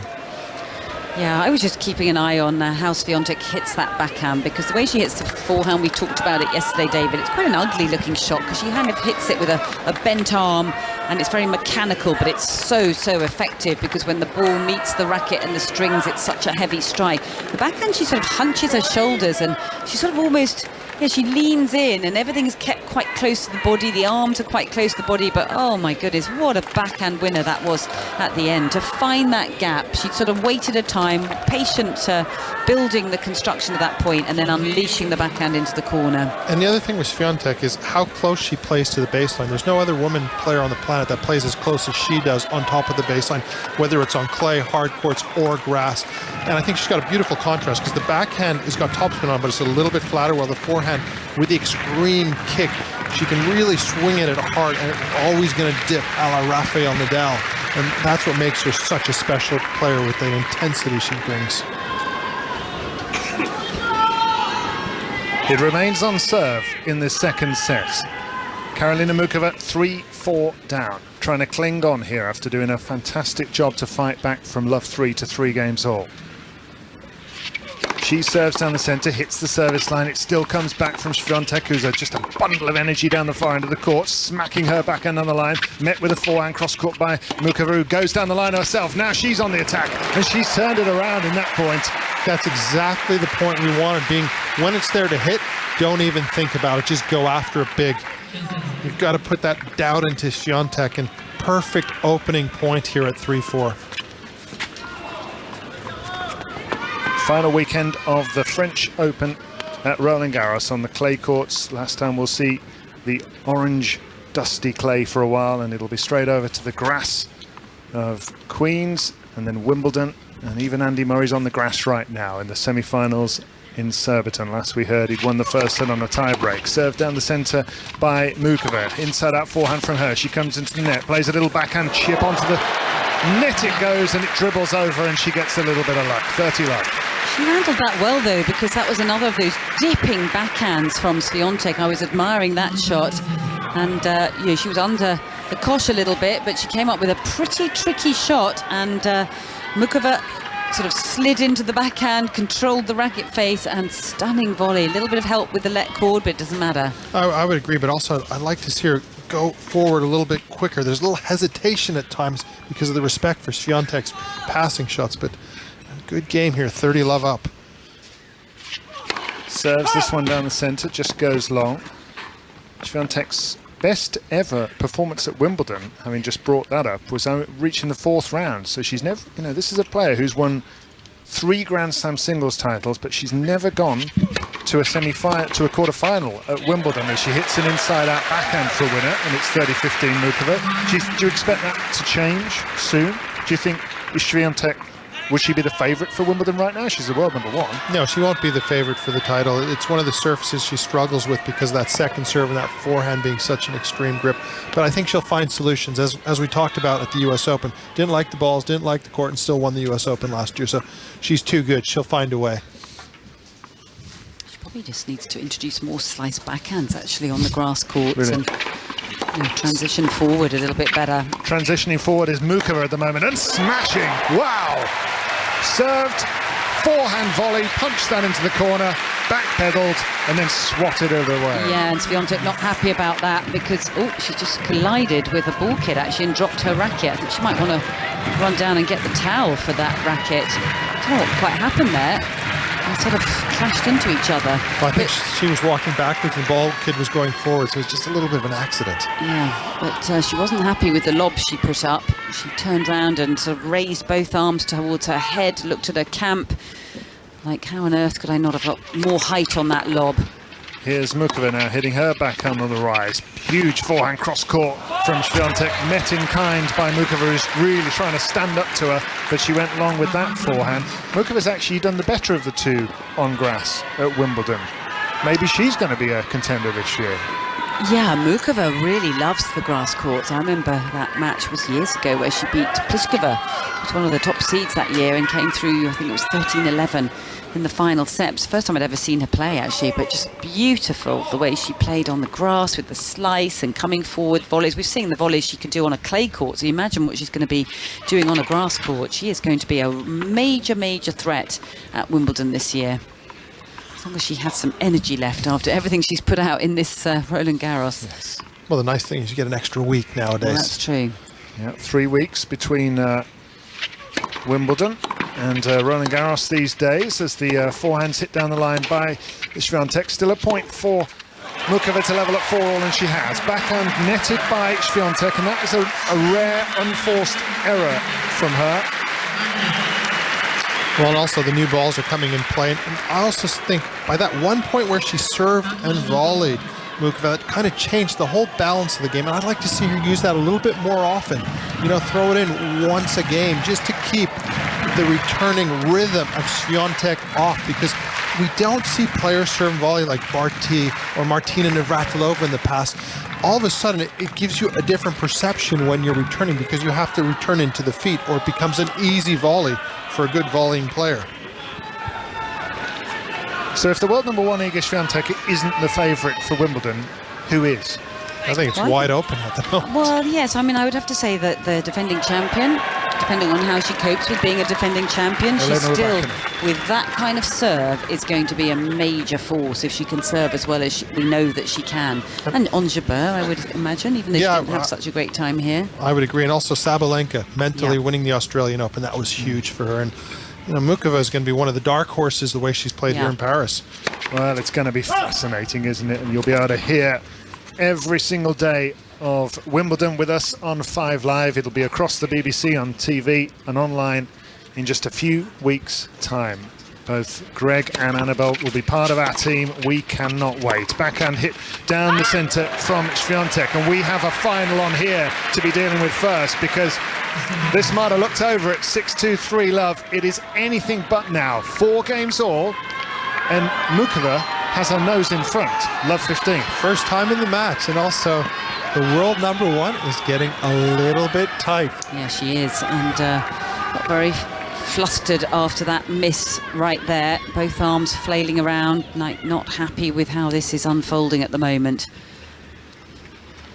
Serves into the net this time, does Świątek. We're going to get a look at this second serve of hers now, and she's going to be staring into bright sunshine down that far end of the court. She's got the white baseball cap pulled tightly over her eyes, but if ever there's a second serve to attack, this is it.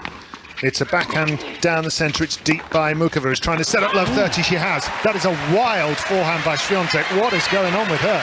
Well, I think with the new balls coming into play, it's such an extreme change when you go from the old to the new balls, and also with conditions warming up, getting hotter in the day. If you don't put that extra little rotation on the ball, it just flies. Wow, that was an extraordinary miss, wasn't it? We normally talk about her with the rotation on the ball and how much control she's got and how quick she is to reset things when things aren't going her way. But no, this is an unravelling at the moment. Now, Świątek just waiting for the crowd to settle down. She's love 30 down at 4 games all in the second set, is the world number one. She serves to the backhand of Muchová, who hits down the line. Now she's lining up a forehand down the line. She's got Świątek on the run. This is to set up 3 break points. Drop shot from Muchová, that's brilliant. In runs Świątek, a little half volley chip over the head. Lands on the baseline for Muchová. A lob lifted from Świątek. Muchová waits for it to bounce and then smashes way out of court. With the whole thing gaping, it was a tough one to hit because she was pushed back. But that is a Houdini act from Świątek. It is, but it's also a mistake from Muchová, because that one, if you have a good slice serve, which he does, that one you slice it across the court into space, and at worst case scenario, you're back at a 50-50 phone a friend. You can't miss on these sorts of opportunities against the world number one. Also, I think the way that she pedalled back for that very difficult shot, Świątek coped with that a little bit better than she had the previous time. She actually managed to get that ball back into play, got it high enough. Gosh, she was pedaling so quickly, wasn't she? The intensity to try and stay in that point. You can always rely on Greg to bring in the Who Wants a Millionaire reference. Can't you? 15:30. That's funny. Świątek stopped herself going 3 break points down. She might be 2 breaks point down in the second. Forehands missed though by Muchová. And those are 2 big chances that have gone. Interesting there from Muchová. She's pointing to her head 3 times with her hands up. Why am I going up the line from that position? That ball should be rifled cross court. She knows better than that. These are these opportunities. You can't afford to give cheap points to the world number one. Few chants of Iga going up from the very many Polish fans inside this 15,000 crowd. Forehand down the line from Świątek's long, and she was pushed back by that blistering forehand return by Muchová, who has break point for a 5-4 lead in the second set, having been 3-love down. Yeah, and a good return, wasn't it? She got hold of the ball and sent it back really aggressively, had the racket back early, met it out in front, and again just took the time out from Świątek. Another unforced error off that forehand. Starting to look a little bit vulnerable, the forehand side. The crowd's really getting into it. Iga has to restart her service motion and bounce the ball again. Break point for a 5-4 lead for Karolína Muchová, the underdog. And into the net goes a very tentative looking serve. That did not look particularly fluid from the world number one, who is rattled here. Where does she put this serve to keep it out of the way of her opponent? Down the centre, it barely got over the net. It just clipped the top of the net, and that one crawled over the net. Taps the soles of her shoes to release a little bit of the dirt from this clay court. Second serve, Świątek, break point down, 4 games all. Double fault, into the net. She walks back to the chair, head bowed, and looks confused, baffled, bewildered. And Karolína Muchová, from love 3 and a set down, is going to serve for the second set. Anna Bokroft. I just cannot believe what we've just witnessed in the last, 15 minutes. It's just quite jaw-dropping, actually. And it just shows you what a crowd can do when they get behind a player and that player starts to respond, get involved, and suddenly there's a shift in the emotions of one player, and we've seen Świątek just suddenly unravel, and it feels like the computer needs a reboot down the other end, because she is very, very mechanical as a player, and we were saying, you know, she has her formulas and she knows what to do, but at the moment it's sort of it's malfunctioning, I would say. I would say this whole set turned around.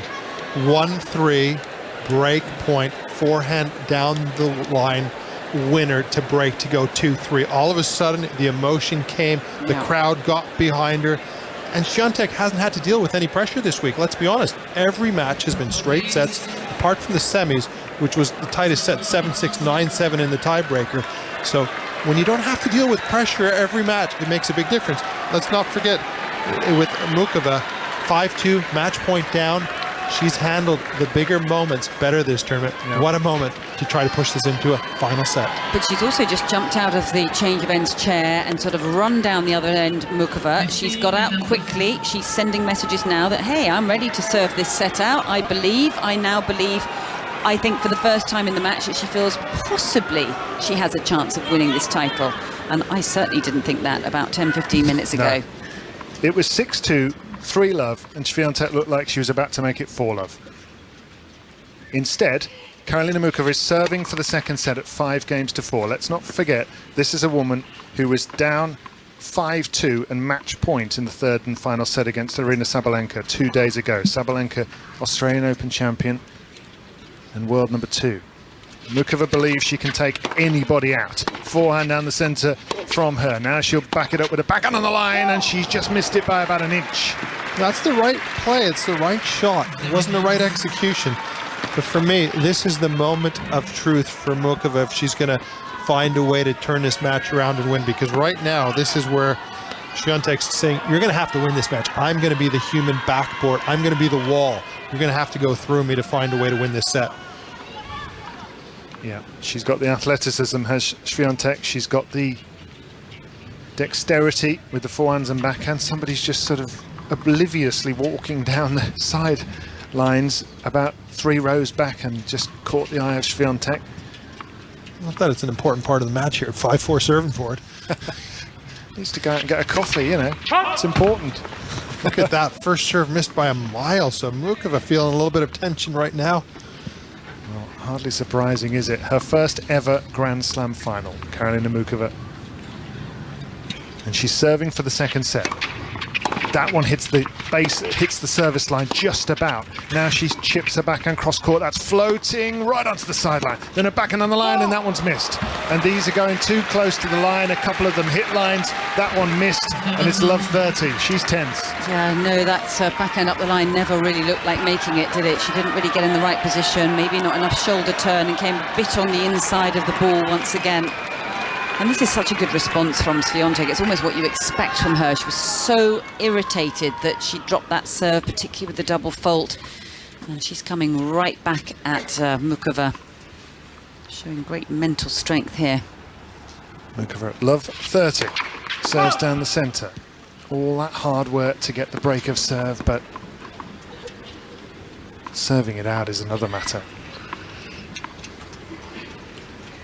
Women's singles final of the French Open. 6-2 first set, Świątek. 5-4 up is Muchová, but at love 30 hits her backhand at cross court. They're trading cross court backhands. Slice down the line now from Muchová, but she's on the defence here. This is attacking stuff from Świątek, who goes down the line with the forehand. Now she hits a backhand chip that's going to drift long. Very clever short slice from Muchová, and it seems to mess up the mind and the rhythm of her opponents. Great variety there, just playing the percentage tennis, moving Świątek side to side, up and back, you know, giving her different movement patterns. And that's something that she's done well in the second set. It's the first good point, and this service came in every point right now. It's going to be who believes that little bit more and can handle that pressure moment. Compartmentalization, isn't it, this? Don't get ahead of yourself. Be in the present. Hard to do. I always get ahead of myself. I'd have no chance of doing this, even if I was good at tennis. 5-4, 15-30 Muchová. She's missed the first serve. Serves out wide onto the backhand. It's driven back at her by Świątek, who's going to wind up into this forehand. It only just clears the net, but then that's a shanked forehand cross court and into the flower beds on the side of the court by Muchová. I think because of what you just said, David, I don't think that was a great forehand from Świątek. I mean, it very nearly went in the net. It was not a clean strike, and I think Muchová was expecting something better. And that in itself was enough to draw that error out. Men's singles final tomorrow from 2 o'clock here at Roland Garros, with Novak Djokovic trying to break the tie that he has with Rafael Nadal on 22 Grand Slam singles titles and get 23 and start to disappear into the distance. It'll be Casper Ruud of Norway trying to stop him. First though, can Iga Świątek get Grand Slam title number 4? She was 6-2, 3-love up. She's now 5-4 down, but these are 2 break-back points for the pole. She hits her backhand down the centre. Backhand cross-court struck sweetly by Muchová, who thinks about coming in, changes her mind, stays at the back with the forehand. Now chips her backhand again. Down the centre it goes. Inside out forehand goes onto the backhand from Świątek. Then a backhand on the line from her. She's moving the check around. And Muchová's equal to it, but then that is a wild backhand slice. It goes out of play and she puts her hands on her hips because she had her chance there to serve this out and take it into a third set, but instead it's 5 games all. Oh, it's all about getting ahead of yourself. The adrenaline rushed through her body. She couldn't find a way to calm herself down at 5-4, and Iga's going to make you earn this set, and Iga just lifted and said, I'm not missing anything. Well, unfortunately, the Czech player tried to force it a little bit too much. Difficult balance, isn't it?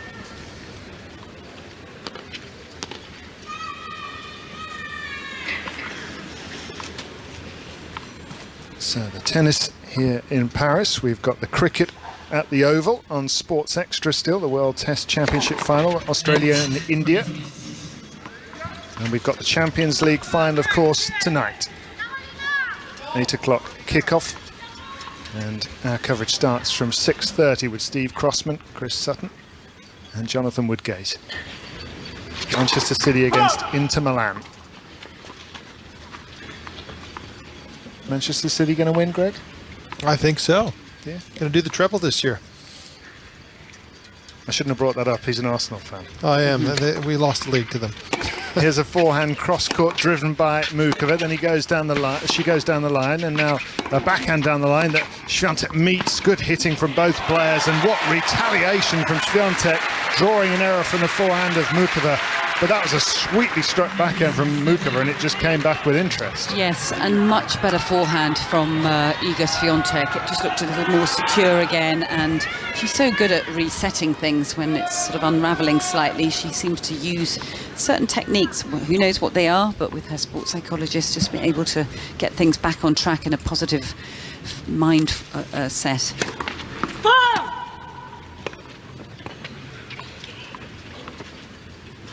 Kid just kneels on a little mat next to the net, because you'd scrape your knees on this surface if you were kneeling on that without some protection. Serve out wide from Świątek. It's 5 games all in the second set. It's 15-love to the pole. She's now seems to have rebooted a little here and got all the gremlins out, and she's hitting well again. Big forehand winner down the line by Muchová, though. Goodness me, that one takes matters into her own hands. Yeah, it's sort of interesting the technique she has on it, because she kind of launches herself at it. She lines it up, and then she has both feet off the ground while she's hitting it, and everything seems to work in sync, and then she continues moving the body weight forward, and there's no way that ball's coming back. Annabelle Croft and Greg Grozetsky here with us on 5 Live.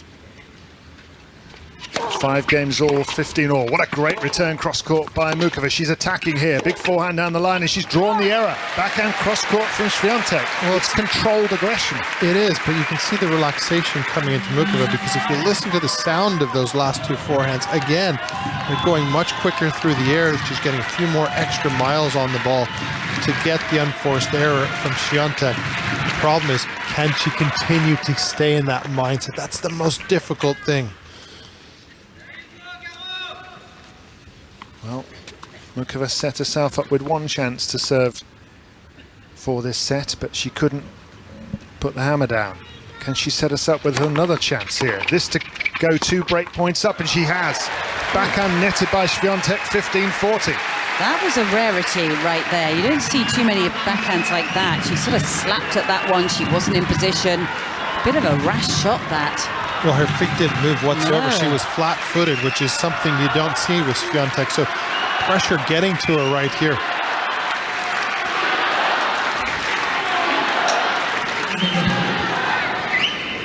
Well, this crowd have got a final. 1 hour and 45 minutes of it so far. And it may have a lot left in it still. That is a long serve by Iga Świątek, the world number 1, who's won this title last year. She beat Coco Gauff comfortably in the final last year. She won the title 3 years ago as well. That was when it was held in October because of the pandemic. As her forehand goes down the centre by Muchová, and that is blasted out of play by Świątek. And that is a really surprising error from her.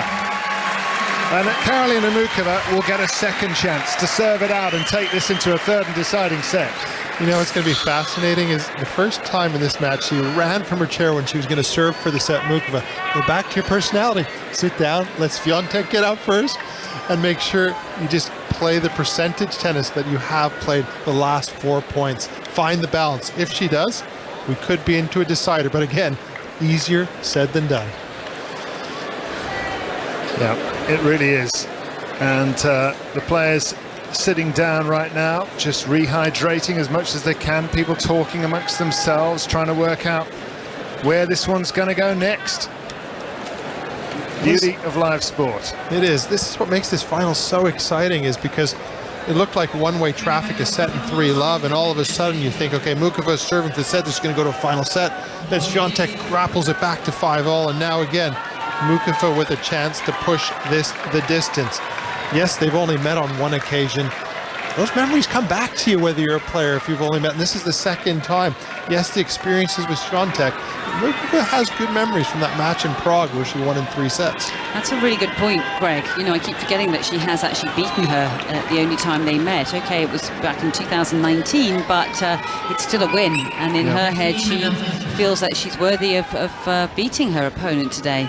And I also look at Muchová's game. She's got more options than the world #1 with her variety, and if she uses them and executes, why not?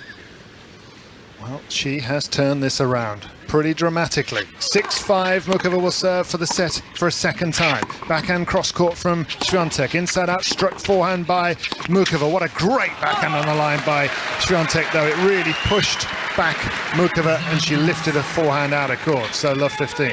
Yeah, again, a really intense point to start this return game off for Świątek, and a very good response once again. You know, she just puts behind her so quickly, you know, those misses, the errors that she had down the other end when she was serving, and suddenly just gets right back on it again. You know, that determination, you can feel it coming out of her. But also her return game is exceptional. It's not the doubt that she has sometimes with her serve as well. So mental, good bounce back on the opening point.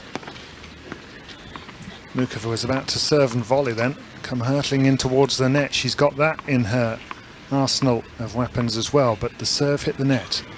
6-5 Muchová, double faults. And just as in the 5-4 game, she goes love 30 down. Yes, I think in the past when we used to talk about Muchová, we always used to say, well, what a talent, but did she really, really deep down believe in herself? And that's got better, definitely got better, you know, as she's making her way back up the rankings once again. But, you know, these are those moments of truth, aren't they, where you really find out what a player deep down inside them really thinks. Do they have that belief? This will really sting for Muchová if she can't get this to 1 set all. She hits a forehand cross court. She's still in with a chance. And long goes the forehand from Świątek, who acrobatically got to the forehand, but she sliced it out of play. So 15-30. But what I want to add to that, Annabelle, as well, is when you have those demons and you really believe, the more often you put yourself in these situations, you get tested. Right now, this is a huge test. If she closes out this set, that's one of those mental battles you win. And even if you go into tiebreaker, but she finds a way, gives you that belief you need to dig through. Muchová at 15-30, serving for the set. Ace out wide, what a serve! Halfway up the service line it went at an extraordinary angle. She was following it into the net. She didn't need to play a volley. She's back at 30 all and 2 points away from a decider. That's one of the best serves we've seen from her, and it was so flowing, just the trajectory over the net, the technique on it, the body weight was going forward, it followed the line of the ball. Stunning. World number 43 is Karolína Muchová playing against the world #1 Iga Świątek, but there is barely anything between them right now. 6-5, 30 all for Muchová. She's missed years of her career because of injury. Nearly had to quit the sport a year ago. Oh, it's just a ridiculous time to be shouting out like that. 6-5, 30 all. Muchová reloads into the serve. Backhand down the middle from Świątek. Backhand cross court from Świątek. Long. It's set point.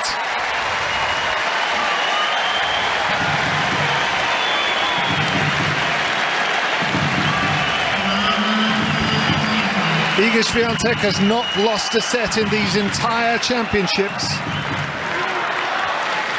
She won 4 of the sets 6-love.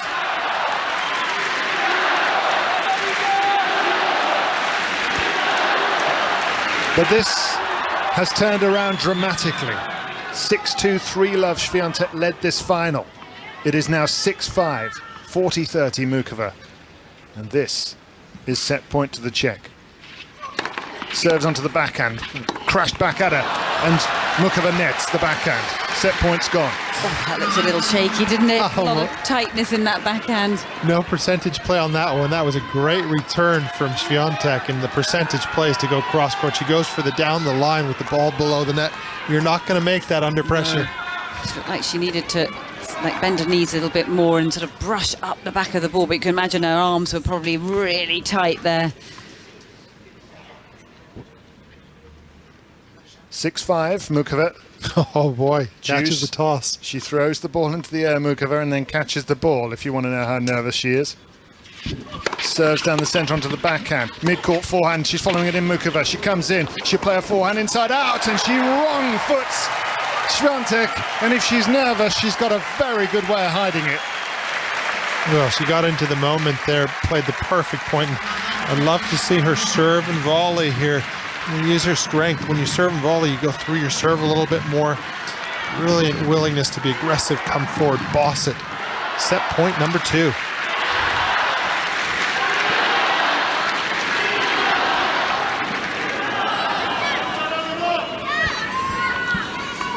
This to take the women's singles final into a third and deciding set. Serve out wide from Muchová. She lines up that backhand down the centre. She makes it. Now a forehand down the line that Świątek will redirect cross court. What a shot. Somehow dug up by Muchová. She's landed it in. Another huge forehand by Świątek. And Muchová's got that back as well. Underneath the lob is Świątek. Now Muchová goes down the centre. And another one for Świątek to hit. She hits another line. And another back lob lifted by Muchová. And this one lands long.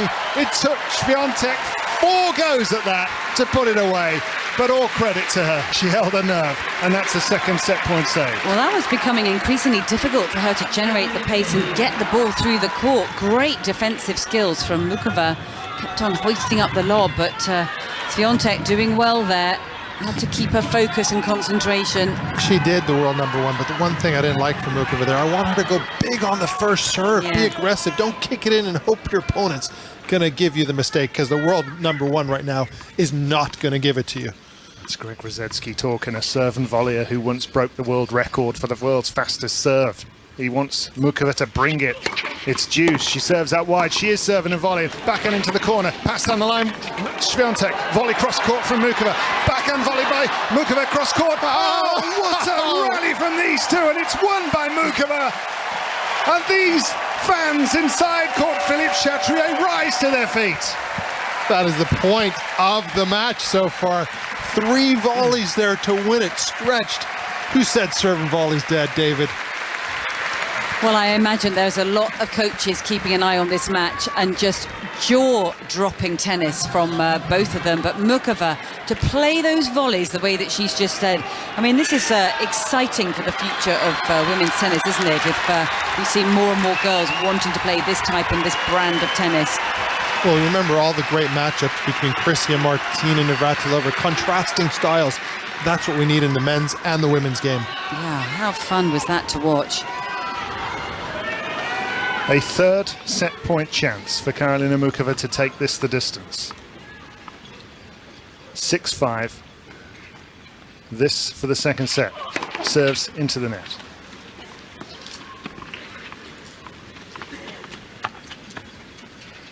World number 43, who has played like the world number 2 for about the last half an hour. She serves out wide at set point. Now she watches that go long from Świątek. Muchová set, and goodness me, did she deserve it. Iga Świątek, for the first time, is going to have to do this the hard way. 1 set all in the French Open women's singles final. And that was an incredible comeback from Karolína Muchová. Love 3 down, and she won the set, Anna Bokroft. Oh, it's just absolutely incredible what she's just done. I never, ever thought that was possible at set and 3 love. I just thought she was just being beaten so severely. I thought she didn't have... not the fight, because she is a fighter. I just thought she was intimidated, and Świątek had too much experience, but the way she's turned that around, and of course the way she's now, this must be one of the best performances she's ever put in her career, and to be able to bring it all together the way we've just witnessed, game on. I mean, this is going to be an intriguing final set. Oh, can't wait for the final set, but 1-3, that forehand up the line winner to break back and finally break the Świątek serve for the first time was the turning point, and then to serve it out in the manner that she did with that volley point before the unforced error from Świątek puts her in good position. The bad news for her is they're going to water the court, which is going to slow it down. So early on, she needs to continue to be bold, brave, use this crowd. But I haven't seen a women's final like this at the French Open for so many years. I'm enjoying this tremendously. Yeah, this is a fantastic occasion, and anybody's guess who's going to come out on top. The world number 1 against the world number 43, Ellie. It's one set all. It's gripping stuff. Thank you very much indeed to our team at Roland Garros, back there for the deciding set in the next few minutes. Henry Moran is alongside me here at the Oval. World Test Championship final, day 4, and India having a real go at chasing down this target, but the Indian fans still a little bit salty about that Cameron Green catch, I think. They are. I'm not sure we're seeing quite the same level of comeback as we've seen at Roland Garros in the last 45 minutes or so, but India are still there, still fighting in this game. 444 is a record target for them to chase down if they are going to win the World Test Championship final. They need a further 366 runs, 78 for 1 is the score. Rohit Sharma, the captain on 38, has been superb. Yeah, the 1 wicket to have fallen, that low catch taken off Shubman Gill. Cameron Green, who's bowling now, getting a fair bit of stick from the crowd, but the laws say he was in control and the decision correct according to the umpires. Bearing in mind the way the pitch has been deteriorating over the last few days, or it seemed to be deteriorating, it certainly had lots of uneven bounce, looked very unpredictable. Are you surprised that we haven't seen Nathan Lyon coming on and bowling a few overs for Australia? Perhaps, but what we've also not seen too much of is Mitchell Starc in the game, bowling those overs that would create that rough with his footmarks that would really play into Nathan Lyon's hands. So perhaps not quite as much of a surprise. Looks like we'll be back tomorrow, another day under the heat of the sky that will see this pitch getting ever rougher, ever more in favour of the spin bowlers. But in terms of Ashes watch, every over into the legs of this Australian fast bowling team, and 81 of them have now been bowled across the match. Good news for England, because it takes energy out of them, and of course the Ashes starts on Friday. Absolutely, it's felt like Australia have had their hands firmly grasped around the mace for the last couple of days. Maybe it's loosening very slightly. Champions League final day here on 5 Live, and we will be live in the Ataturk Stadium at 6:30, building up to that final between Man City and Inter Milan, and back in Paris very shortly after the news with Dan Maudsley. Listen on BBC Sounds. This is BBC Radio 5 Live. Many thanks. One of Boris Johnson's closest allies, Nigel Adams, is standing down as a Conservative MP with immediate effect. That triggers a third by-election following last night's departures of Mr Johnson and Nadine Dorries. Mr Adams had been due to stand down at the next election and didn't give a reason for going early. The Lib Dems say the Tory party is in meltdown. Here's Conservative MP Sir John Redwood. And it shows that I think we do need a statement from the Prime Minister urgently, reassuring all those who were very strong Boris fans or strong Liz fans that this party is for all Conservatives and that it is going to be true to the best instincts and the best policies that former Prime Ministers were putting through, as well as to the instincts of our present one. One of the City of London's best-known figures, Crispin Odey, is leaving the hedge fund he founded after allegations of sexual harassment. In a statement, Odey Asset Management said it took all claims of misconduct extremely seriously. Mr Odey, a Conservative Party donor, has described the allegations as rubbish. Police in County Antrim have arrested a second man in connection with the disappearance of a 21-year-old woman. Chloe Mitchell, who's described as a high-risk missing person, was last seen in Ballymena a week ago.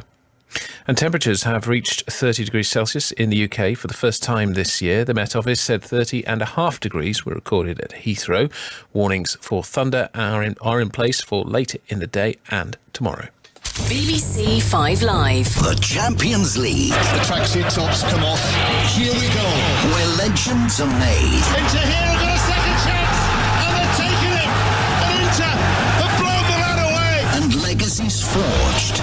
Manchester City are waltzing all the way to Istanbul. The Champions League final. Manchester City versus Inter. Tonight at 8. What a goal!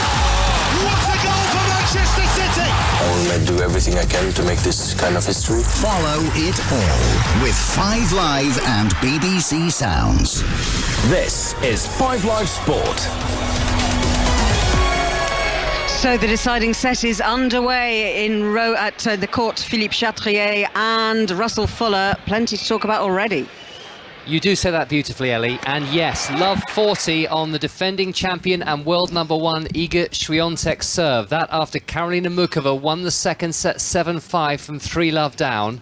First game of the deciding set. 2 hours and 1 minute on the clock, and this is love 40. It's a second serve. It's a double fault from Świątek, and she's been broken to love in the opening game of the deciding set. Greg Rosetsky.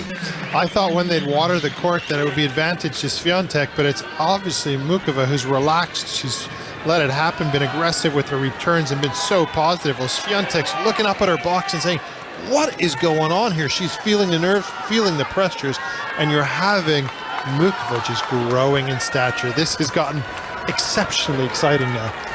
Well, there's so much self-doubt that we haven't really seen with Świątek before. I mean, there's been 1 or 2 matches, but not on the big occasion like this. She's always come up trumps and been able to bring out her best tennis, but this is quite extraordinary to see this unravelling of the world number 1. And so much of it brought about by the sheer brilliance that Muchová has brought to this final.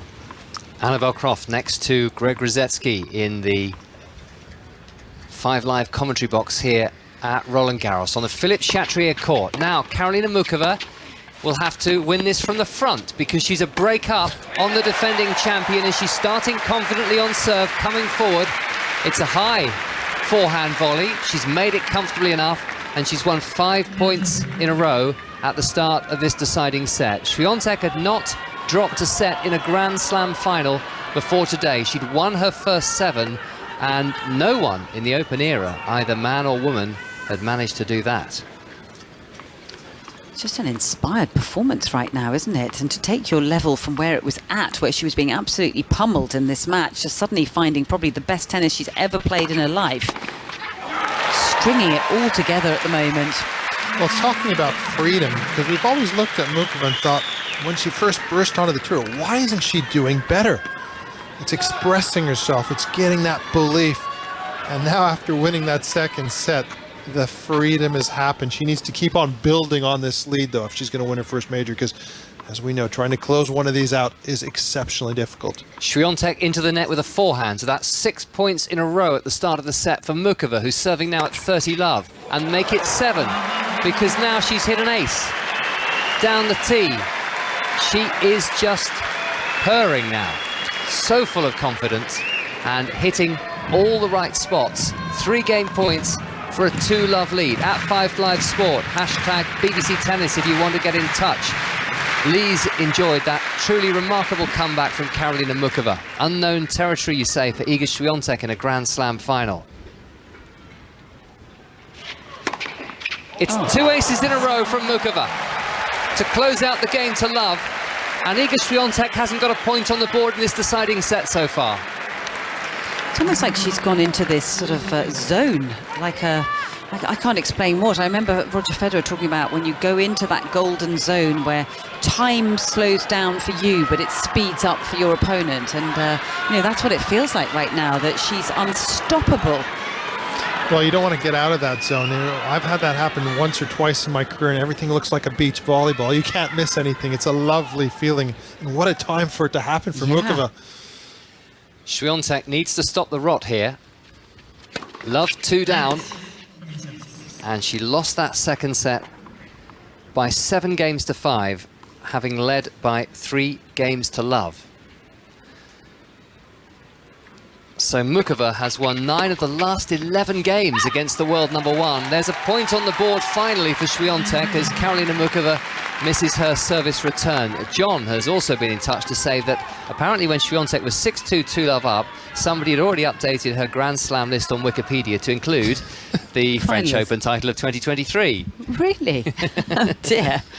A little premature there. 15 love, backhand, cross-court, Muchová. Świątek with the backhand cross-court. Muchová sliding into that sliced backhand. At full stretch to hit a backhand, that was just a bit too good from Świątek. Just a couple of signs that she's slowly starting to regain some composure and her grip on her tennis. She moves to 30 love. Well, it's also there being a little bit tentative from Muchová. She's got to stay offensive, especially when she's returning, or she's going to get bossed around. And that's what she did so well in the opening of this final set, was just really get on the front foot. 30 love Świątek, forehand Muchová, backhand Świątek, slice backhand drop shot Muchová. Świątek has a mid-court ball. She'll have to reach up and play quite a high volley here, and Muchová goes down the line.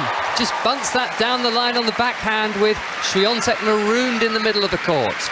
Well, that was interesting because, Greg, you talked about the fact that Świątek was not very happy or, comfortable up at the net, and that was a prime example of it right there. She looked very awkward, very hesitant, rather pushed that high volley and left herself stranded. Well, the interesting thing was, even though it was a bad drop shot, Muchová moved exactly where the approach shot was being, so she's anticipating every play from Świątek right now. 30-15, Świątek misses the first serve. John's been back in touch. You'll be glad to know the Wikipedia page has been re-edited. She is no longer the 2023 French Open singles champion. 30-15. Second serve, Świątek. Muchová attacking aggressively, coming inside the baseline to hit that forehand return, but a clever lob from Świątek. Muchová calmly to the back of the court, returns with the forehand. Backhand down the centre, Muchová. More power on that forehand cross-court from Świątek, and long from Muchová. Well, that was another sabre-like attack, wasn't it, from Muchová? She'd already decided she was going to be up near that service line to try and retrieve that serve, but ended up being pegged back by that high lob. All happening out here, isn't it? 40-15, Świątek. Love 2 down in the deciding set.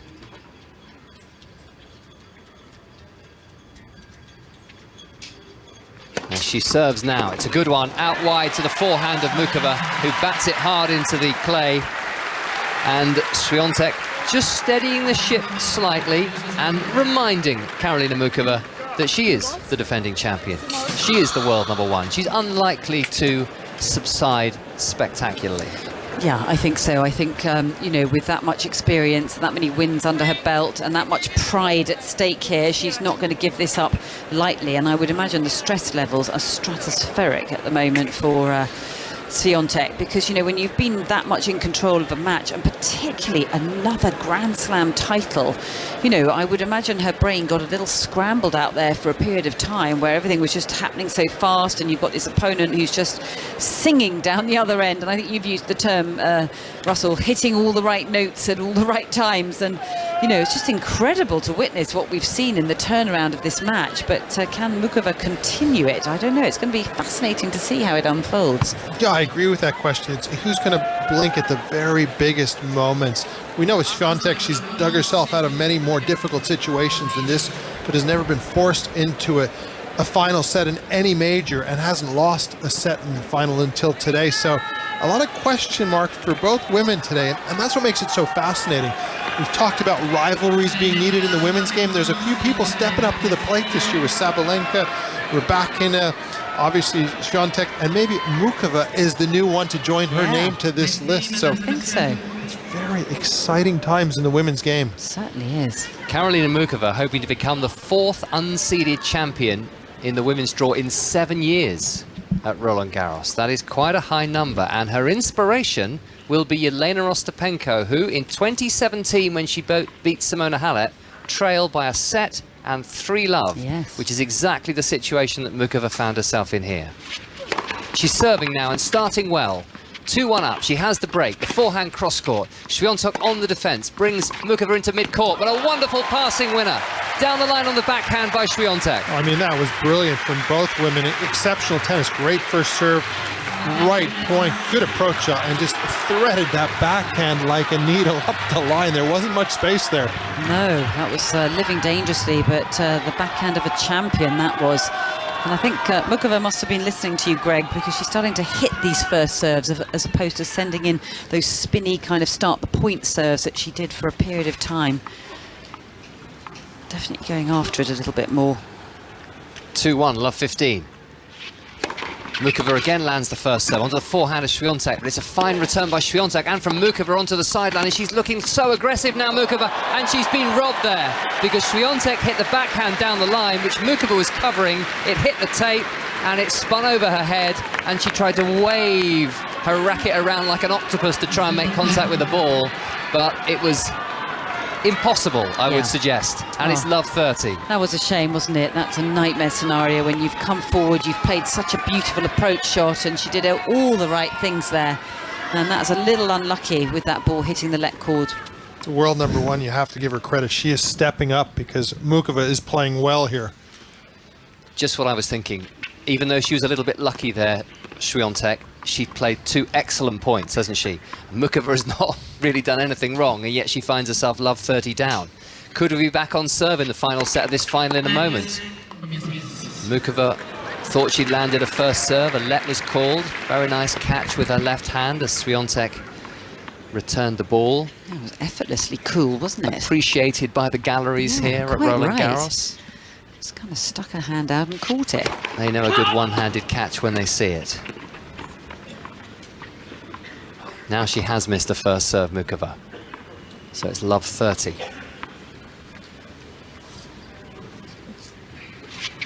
Second serve onto the forehand of Świątek. It's hit powerfully cross-court by the pole. Down the line, Świątek. Muchová's slice backhand. Looks like she still has plenty of time. Forehand, squash shot, Muchová. Very much on the defence, but sending the ball very deep. She's just got this over the net with a miscue, Muchová, and she's gone long with the backhand passing attempt down the line. And this is impressive from Świątek. Cometh the hour, cometh the world number one. She has 3 breakback points.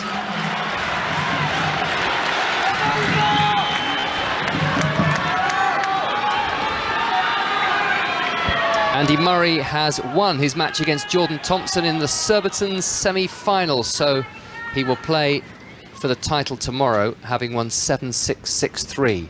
His opponent to be determined over the next couple of hours. Serving and volleying, break points down Muchová. The lob from the world number one and the backhand volley, Muchová. First of 3 break points has been saved.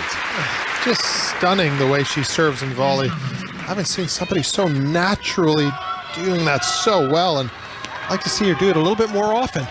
Yeah, I'm with you, Greg. I haven't seen a female tennis player play this kind of tennis or this brand of tennis for such a long time. I mean, even Barty didn't really serve and volley the way that she does. I mean, it's very, very unusual, but she seems to be really positioning herself every time, and the techniques on the volleys are absolutely breathtaking. Breakback point number 2.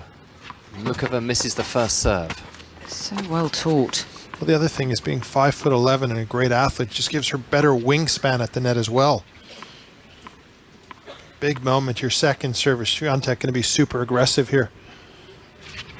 The second serve on the second set point. It's a forehand return by Świątek. Backhand cross-court Świątek. Drop shot Muchová. Świątek cross-court with the forehand. Right back at Muchová, who misses. Forehand netted, and we're back on serve in the decider. 2 games all. Well, it's starting to ramp up the tension in this final, isn't it, as the scoreline equalises. Both of them have had their chances now. Interesting, the Polish fans here that have traveled to watch the world number one are starting to make their voices heard, and now the French are getting involved with Muchová, so the crowd playing its part right now. What a final this has turned out to be. I mean, nobody saw this coming, really. After 2 gripping semi-finals as well. A fabulous end to the women's competition, and we will hope, even though Novak Djokovic will start a clear favourite tomorrow, as Iga Świątek has today, that the men provide similar entertainment. It's Djokovic against Casper Ruud from 2 o'clock on 5 Live and BBC Sounds tomorrow afternoon. Forehand Świątek, backhand Muchová, a high ball, a moon ball from the Czech player. Down the line goes Muchová and misses with the backhand. I brought you the news of Andy Murray's win in Surbiton in the women's event. Semi-finals already completed. Katie Boulter, who would have taken over from Emma Raducanu as British number one had she won today, lost in straight sets to Janina Wickmeyer, but Katie Swan beat Lily Miyazaki in the all-British match, 6-1, 6-love. She's into the final, and she will end the week as British number one if she beats Wickmeyer tomorrow afternoon. There'll be coverage of the final day of Surbiton on the BBC Sport website and app. Forehand from Świątek. The backhand with slice from Muchová. Forehand down the line, Świątek. Muchová with the forehand. Świątek's forehand. Slice backhand Muchová. Not sure it was meant to be a drop shot, but it ended up as one. And Świątek spotted it and hit the forehand away for a winner. I'm getting a little concerned here for Muchová, to be quite honest with you, because the previous point we saw her stretching her hamstrings. You know, she had a little bit of a leg problem there against Sabalenka. I wonder if she's starting to physically get beaten up here by the world number one. And again, stretching down on that side there with the hamstring and the quad. This is where Iga will recognize that and try to make it even more physical. She spent 4 hours and 20 minutes longer on court than Świątek Muchová. An ace from Świątek. 40-love. Well, she's starting to find another gear herself, isn't she? All of a sudden, with her back up against the wall, and those double faults she was starting to throw in, she's really finding much better accuracy with the serve. A great response, this, from the world number one. And Muchová will have expected this. Can she do anything about it? Forehand long, Muchová. Świątek has won 7 of the last 8 points from a breakdown and 2-love down in the deciding set. She leads 3-2. We're still on serve here in Paris. Let's go to the Oval. 4th day of the World Test Championship final, and Henry Moran. India 92 for 1 in their second innings, chasing a target of 444 in the World Test Championship final. Huge cheer for the 50-run partnership between Rohit and Pujara, who have played really nicely to help steady things at the top of the order for India. The score 92 for 1, 352 runs required for victory. Commentary continues. 5 Sports Extra on BBC Sounds, and at 5:30 this afternoon here on 5 Live Sport, then Steve Crossman presents how Pep changed football. It's the start of the final stage of our Champions League build-up, if you like. Steve will be live in the stadium, in the Ataturk Stadium, from 6:30, and the whole of Manchester City against Inter with John Murray, Chris Sutton and Jonathan Woodgate will be at 8 o'clock this evening on 5 Live. Do you have plans to watch the match, Greg or Annabelle? Yeah, I do, actually. I want to see a treble being done by City. Even though I'm an Arsenal supporter, I have to respect what Pep has done for football in the United Kingdom. I mean, one of the greatest managers of all time. And, you know, you've got to look at their team player for player. The money they've spent and the players they have is just exceptional. Well, my son Charlie is here with me, along with my daughter Lily. And Charlie is desperate to watch the match tonight. So I'm just trying to figure out where we're going to go and watch it. Any ideas? There will be many, many options. We can certainly recommend some places in the city centre. Good. It's just finding a place with a seat in front of a big screen. Yeah, exactly. And some nice food thrown in. Exactly. That's exactly what we're looking for. And maybe un 16, if I could suggest that. Or do you prefer du vin rouge while you're in Paris? Yeah, I think a rosé. Rosé? I'm sure that can be arranged. 2-3 on serve in the deciding set. What a thrilling final in Paris. I kind of feel right now this is a huge game for Muchová to stop the rot right now, because the momentum has shifted dramatically for Świątek right now. 2-3 down. Yeah, she's lost the last 3 games. She's found a good first serve, and it's blocked back over the baseline by Świątek. We have a wicket at the Test match. Henry. Partnership broken. Rohit Sharma out LBW to Nathan Lyon. He reviewed the decision, but going on to hit middle and off, he has to go. And there's the breakthrough that Australia wanted. Sharma gone for 43. Here comes Virat Kohli. India 92 for 2, requiring 352. Muchová serving at 15-love here in Paris. Missing the first serve.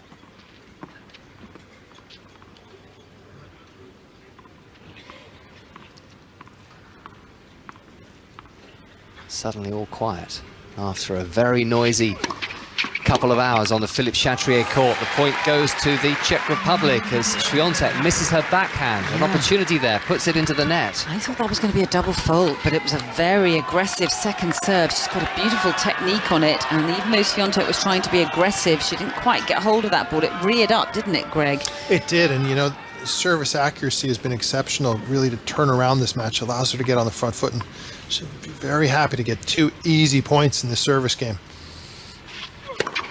30-love Muchová.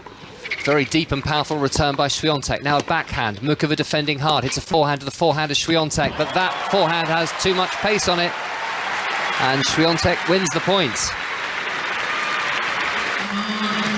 There's almost a sense of urgency now about the way Świątek is playing this match, isn't there? She's sort of going after things really quickly, fast, furious, aggressive tennis, trying to get things back to where they were when she was leading the match, set and 3 love. She's not doubting herself anymore. She's just kind of got her freedom back. Yeah. Muchová serving at 30-15 and 2-3 down in the decider. 5 Live, BBC World Service, BBC Sounds.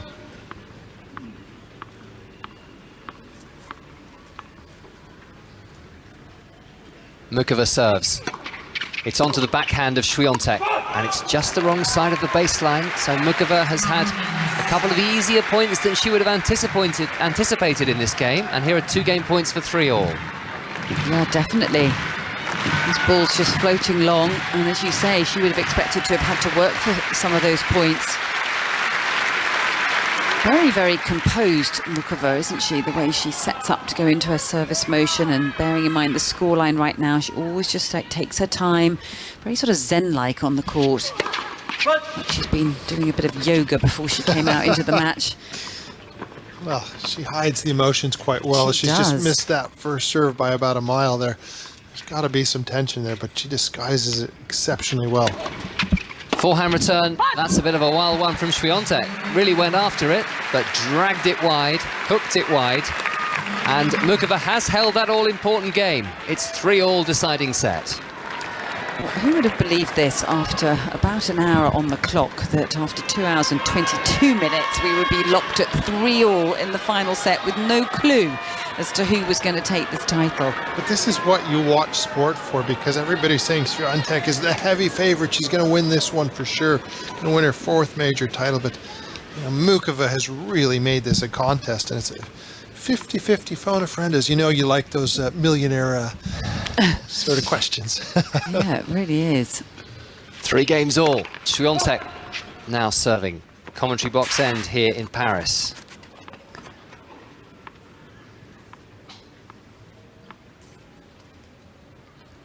Needs a second serve here.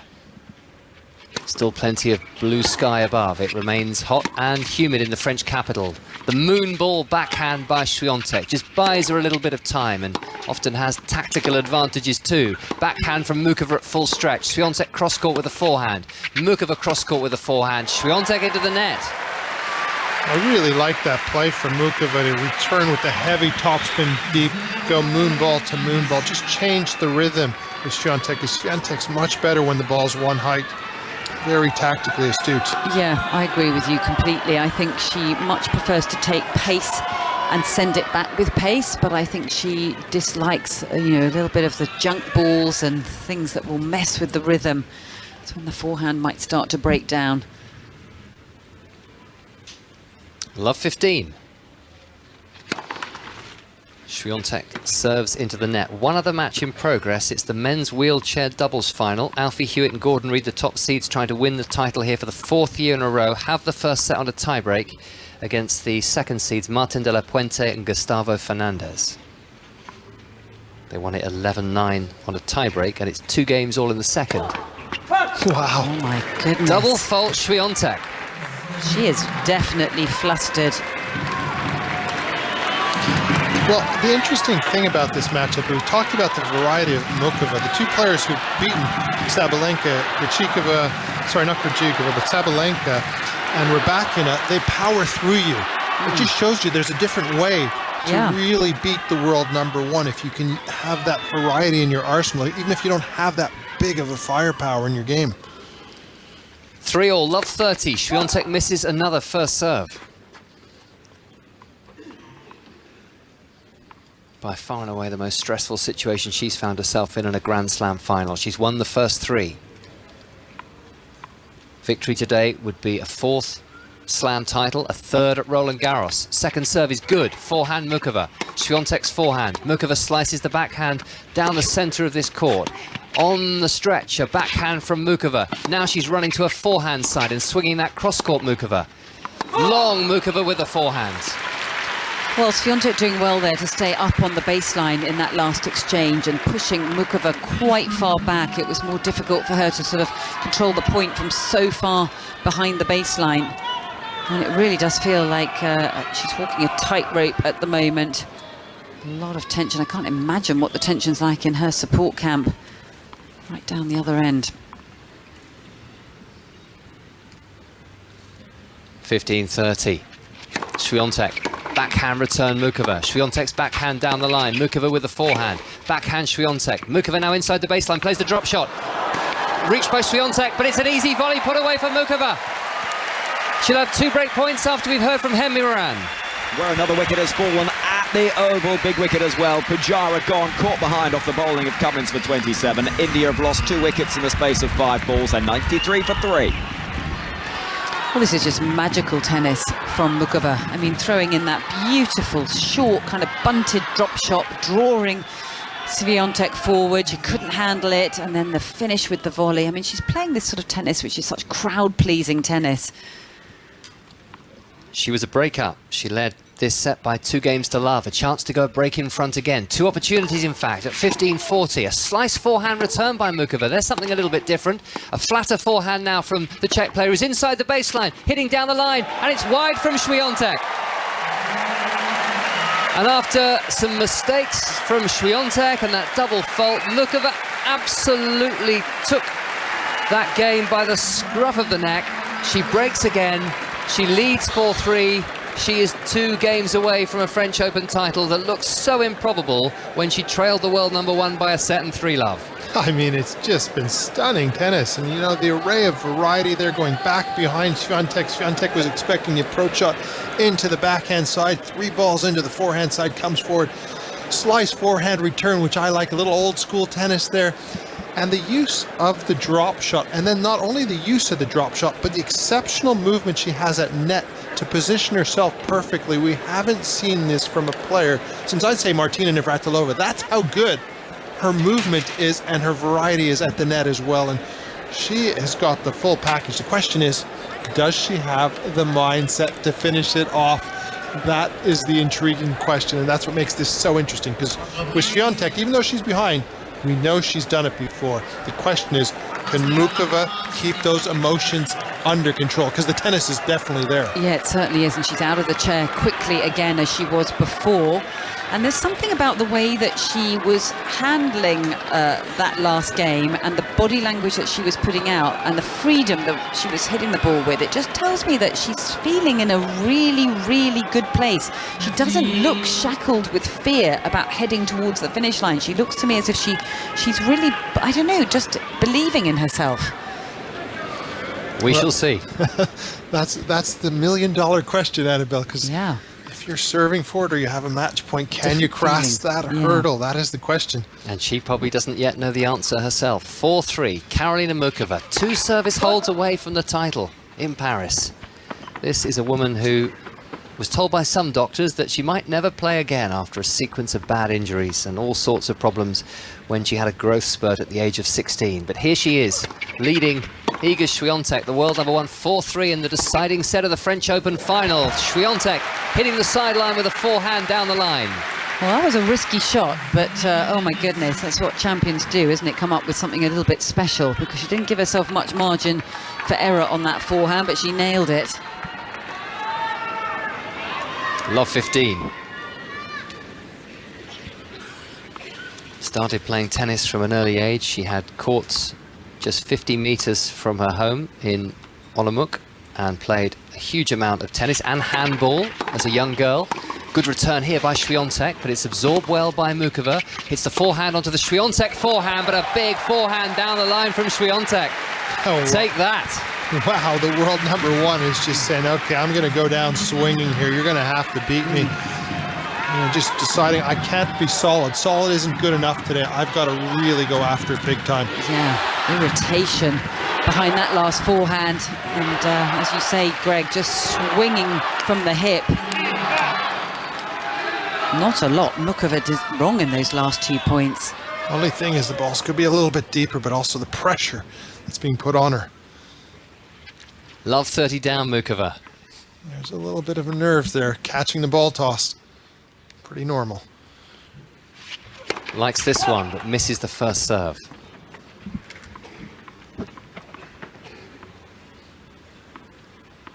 Can Świątek break back for 4-all? Muchova's second serve, forehand cross-court wide. Świątek. Great second serve there, really going with pace into that forehand side. Kind of surprised Świątek there. She wasn't expecting it to be that aggressive with that much slice. Muchova was very brave there.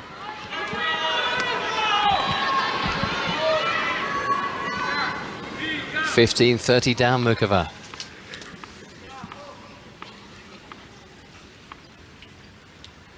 Much of the crowd still basking in the sunshine in Paris. Muchova, for the second service point in a row, aborts her service action, unhappy with the ball toss, and then again misses the first serve. Yeah, came a little bit underneath that one, missed that one by quite a distance. Just not getting the legs up there and just pushing it forward. Second serve, 15-30 down, defending this one slender break of serve advantage. She's gone along with a forehand, Muchova. Świątek with 2 more opportunities to break back for the second time in this deciding set. Yeah, it's been a mindset from the word go in this game from Świątek, the way she's gone after the ball. She's tried to show Muchova, who's boss out here. She is, not going to go down without a fight. Well, also the lack of first serves in this game allows her to be that much more aggressive as well. 15-40. Can Muchova land a first serve here? The first of 2 break back points against her. Long again.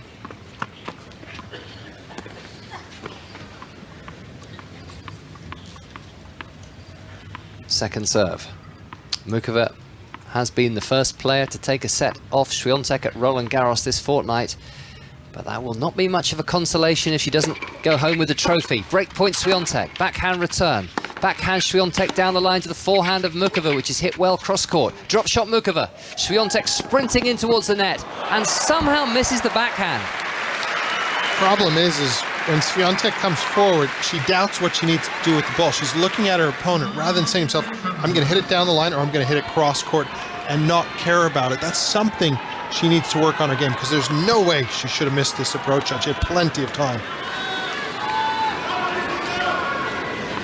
And she missed it long by a good 5 or 6 feet.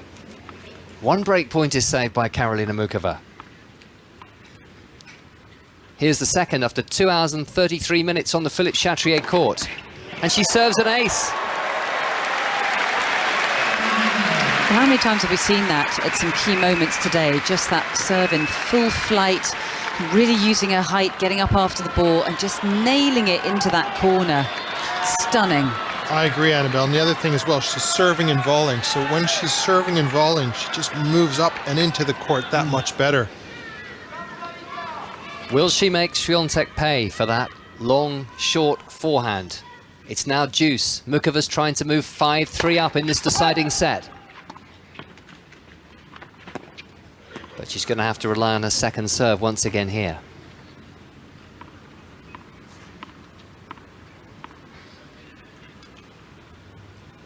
The second serve of Muchova is onto the backhand of Świątek. Forehand, little short from Muchova. Świątek's the aggressor in this rally, and her backhand volley wins her the point and earns her a 3rd break-back point of this game. Well, sometimes you have to do something you're uncomfortable doing. And there's Świątek willing to be brave, willing to be bold, and willing to come forward, something she's done very rarely, but this time on her own terms. Muchova needs another ace. Break point down for a 3rd time.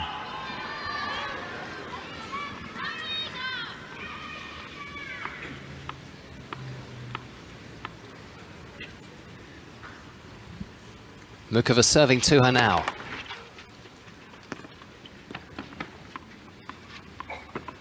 She walks back to the baseline just a step or two as the ball boy takes 30 or 40 steps to clear the loose ball and return to his position by the net. Backhand Świątek cross-court. Slice backhand Muchova, who's break point down again. Backhand Muchova down the line. More forceful that. And now the drop shot, which is so ill-advised and is bouncing slowly towards the net.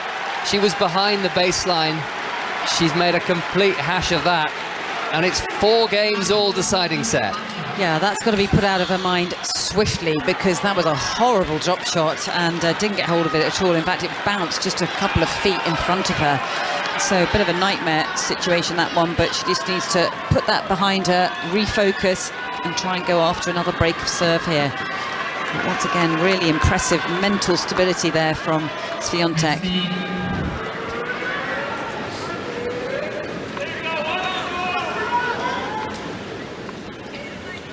Four games all. Will Świątek feel she has the initiative again here? She is serving. Excellent return by Muchová, and Świątek's ball has been called just long. It was just over the baseline. It's amazing how difficult this set it's been to hold serve. We've had 4 breaks of serve. It's almost like for Świątek, this game becomes huge, because if she can get up 5-4, or whoever wins this game, I feel has the momentum and impetus for the rest of this match. Świątek at 15 love, backhand Muchová. Świątek cross-court with the backhand. Slice backhand Muchová cross-court. Slice backhand Muchová cross-court. Świątek down the line this time with the backhand. Pushed back on the forehand by Muchová, and really well played. Świątek into the net. I mean, just so clever there with the variety of the slice, going back behind her opponent again, because Świątek was expecting that forehand up the line. Creates the error again. Another momentum shift, it feels like. Love 30.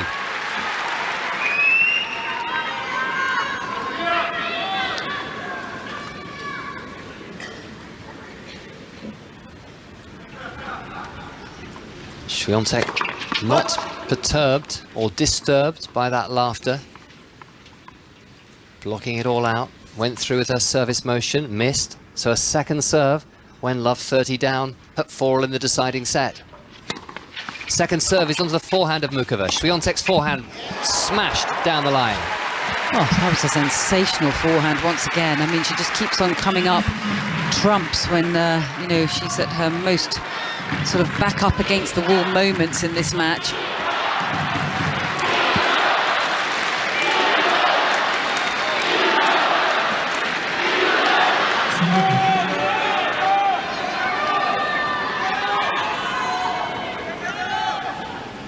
.15.30 Świątek. Down the tee with an excellent serve. She's got a short return from Muchová. She hits it back at Muchová, who can now play the lob, but that lob is too long. It's a tricky shot to play there. You almost felt like she needed to drive that one, because the pace of the approach shot with the backhand was too much. Small little decisions here at these pressure moments that can make a huge difference. From Love 30 to 30 all.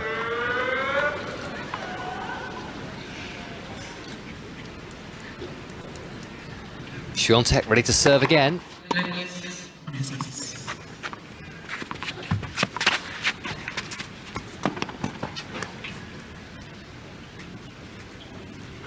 Players have 25 seconds to serve, but if there's a let or a missed first serve, the shot clock is off. Świątek looks down at Muchová, was about to serve. You heard her apology as she caught the ball. Now she serves, and she goes long with that first serve.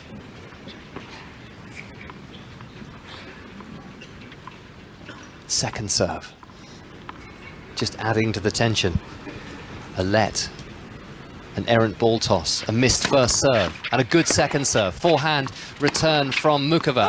Long from Świątek on the forehand. Really surprising miss, that one, because she lined it up, she was in position, she wasn't even rushed on it, and she was trying to go for a really big winner the way she had done previously in this game, but that's got her into all sorts of difficulties. Well, it has, but also you got to give Muchová a little bit more credit there. She went deeper with the return, higher, less pace, and down the middle, not to give her the ankle, and that asked the question. Yeah. It's another break point for Karolína Muchová. You're not quite sure what to expect from Iga Świątek at the moment. This for 5-4 for Muchová. Forehand return, backhand Świątek cross-court. Muchová with the slice backhand. Świątek's backhand cross-court. Muchová with a lob. Świątek knows that's long.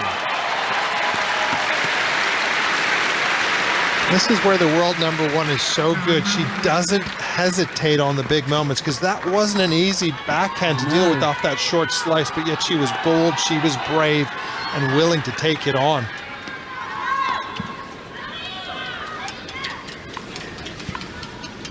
Juice, the latest break point has been saved. Karolína Muchová trying to create the opportunity to serve for the French Open title, but she's netted that forehand return. She was going down the line over the higher part of the net, and it's handed Iga Świątek a game point for 5-4. Yeah, she didn't really commit to that forehand. I mean, she sort of slightly got a bit tucked up on it, got a bit close. I mean, she was almost rushing it. Several times she has been aggressive with it, but I felt like mentally she got a little bit hesitant on that ball. Game point Świątek. Lands a first serve. Forehand into the net, Muchová.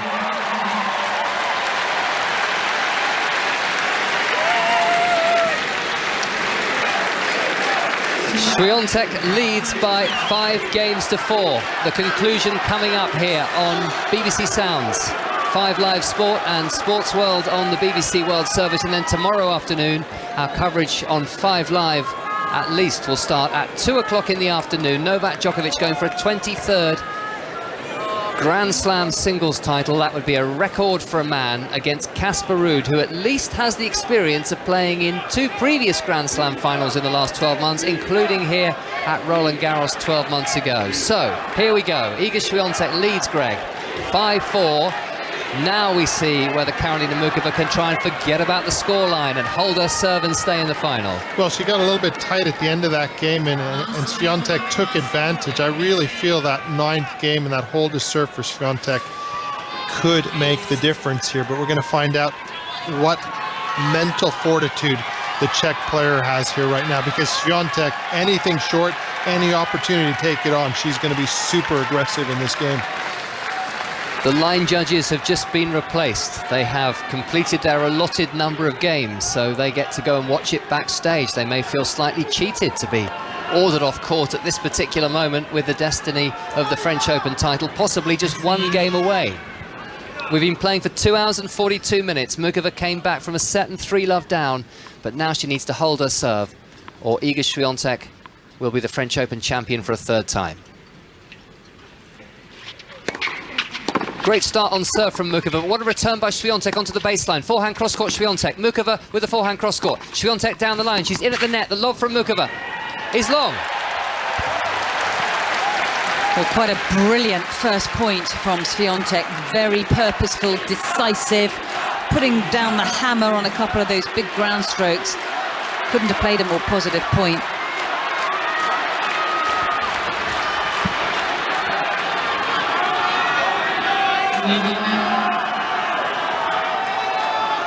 Love 15.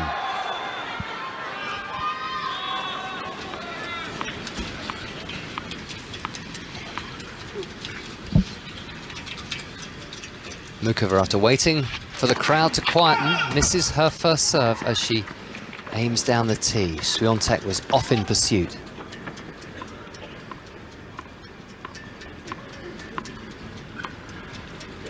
Second serve. Something's flapping in the wind as Muchová hits a second serve. This is a forehand from Świątek. Muchová's forehand down the line is long. And it's love 30. And after that magnificent second set comeback, after hitting the front in the deciding set, is the French Open crown now slipping away from Karolína Muchová.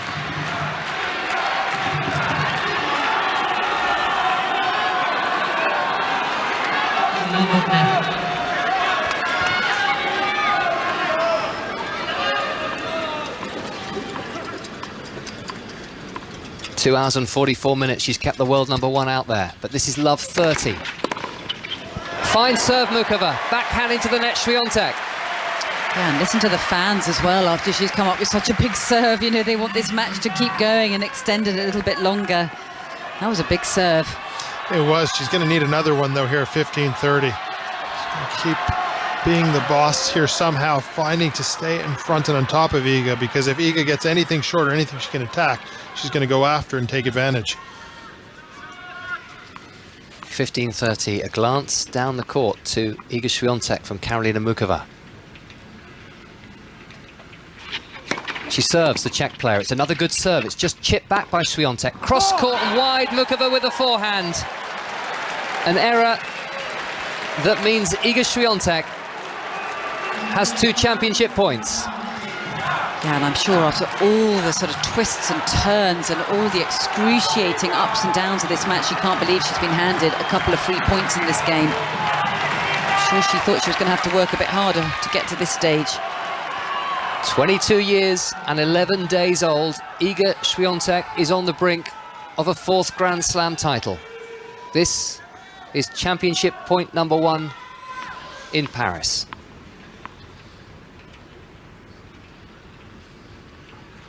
Muchová serves long. She is rapidly running out of lives, Karolína Muchová.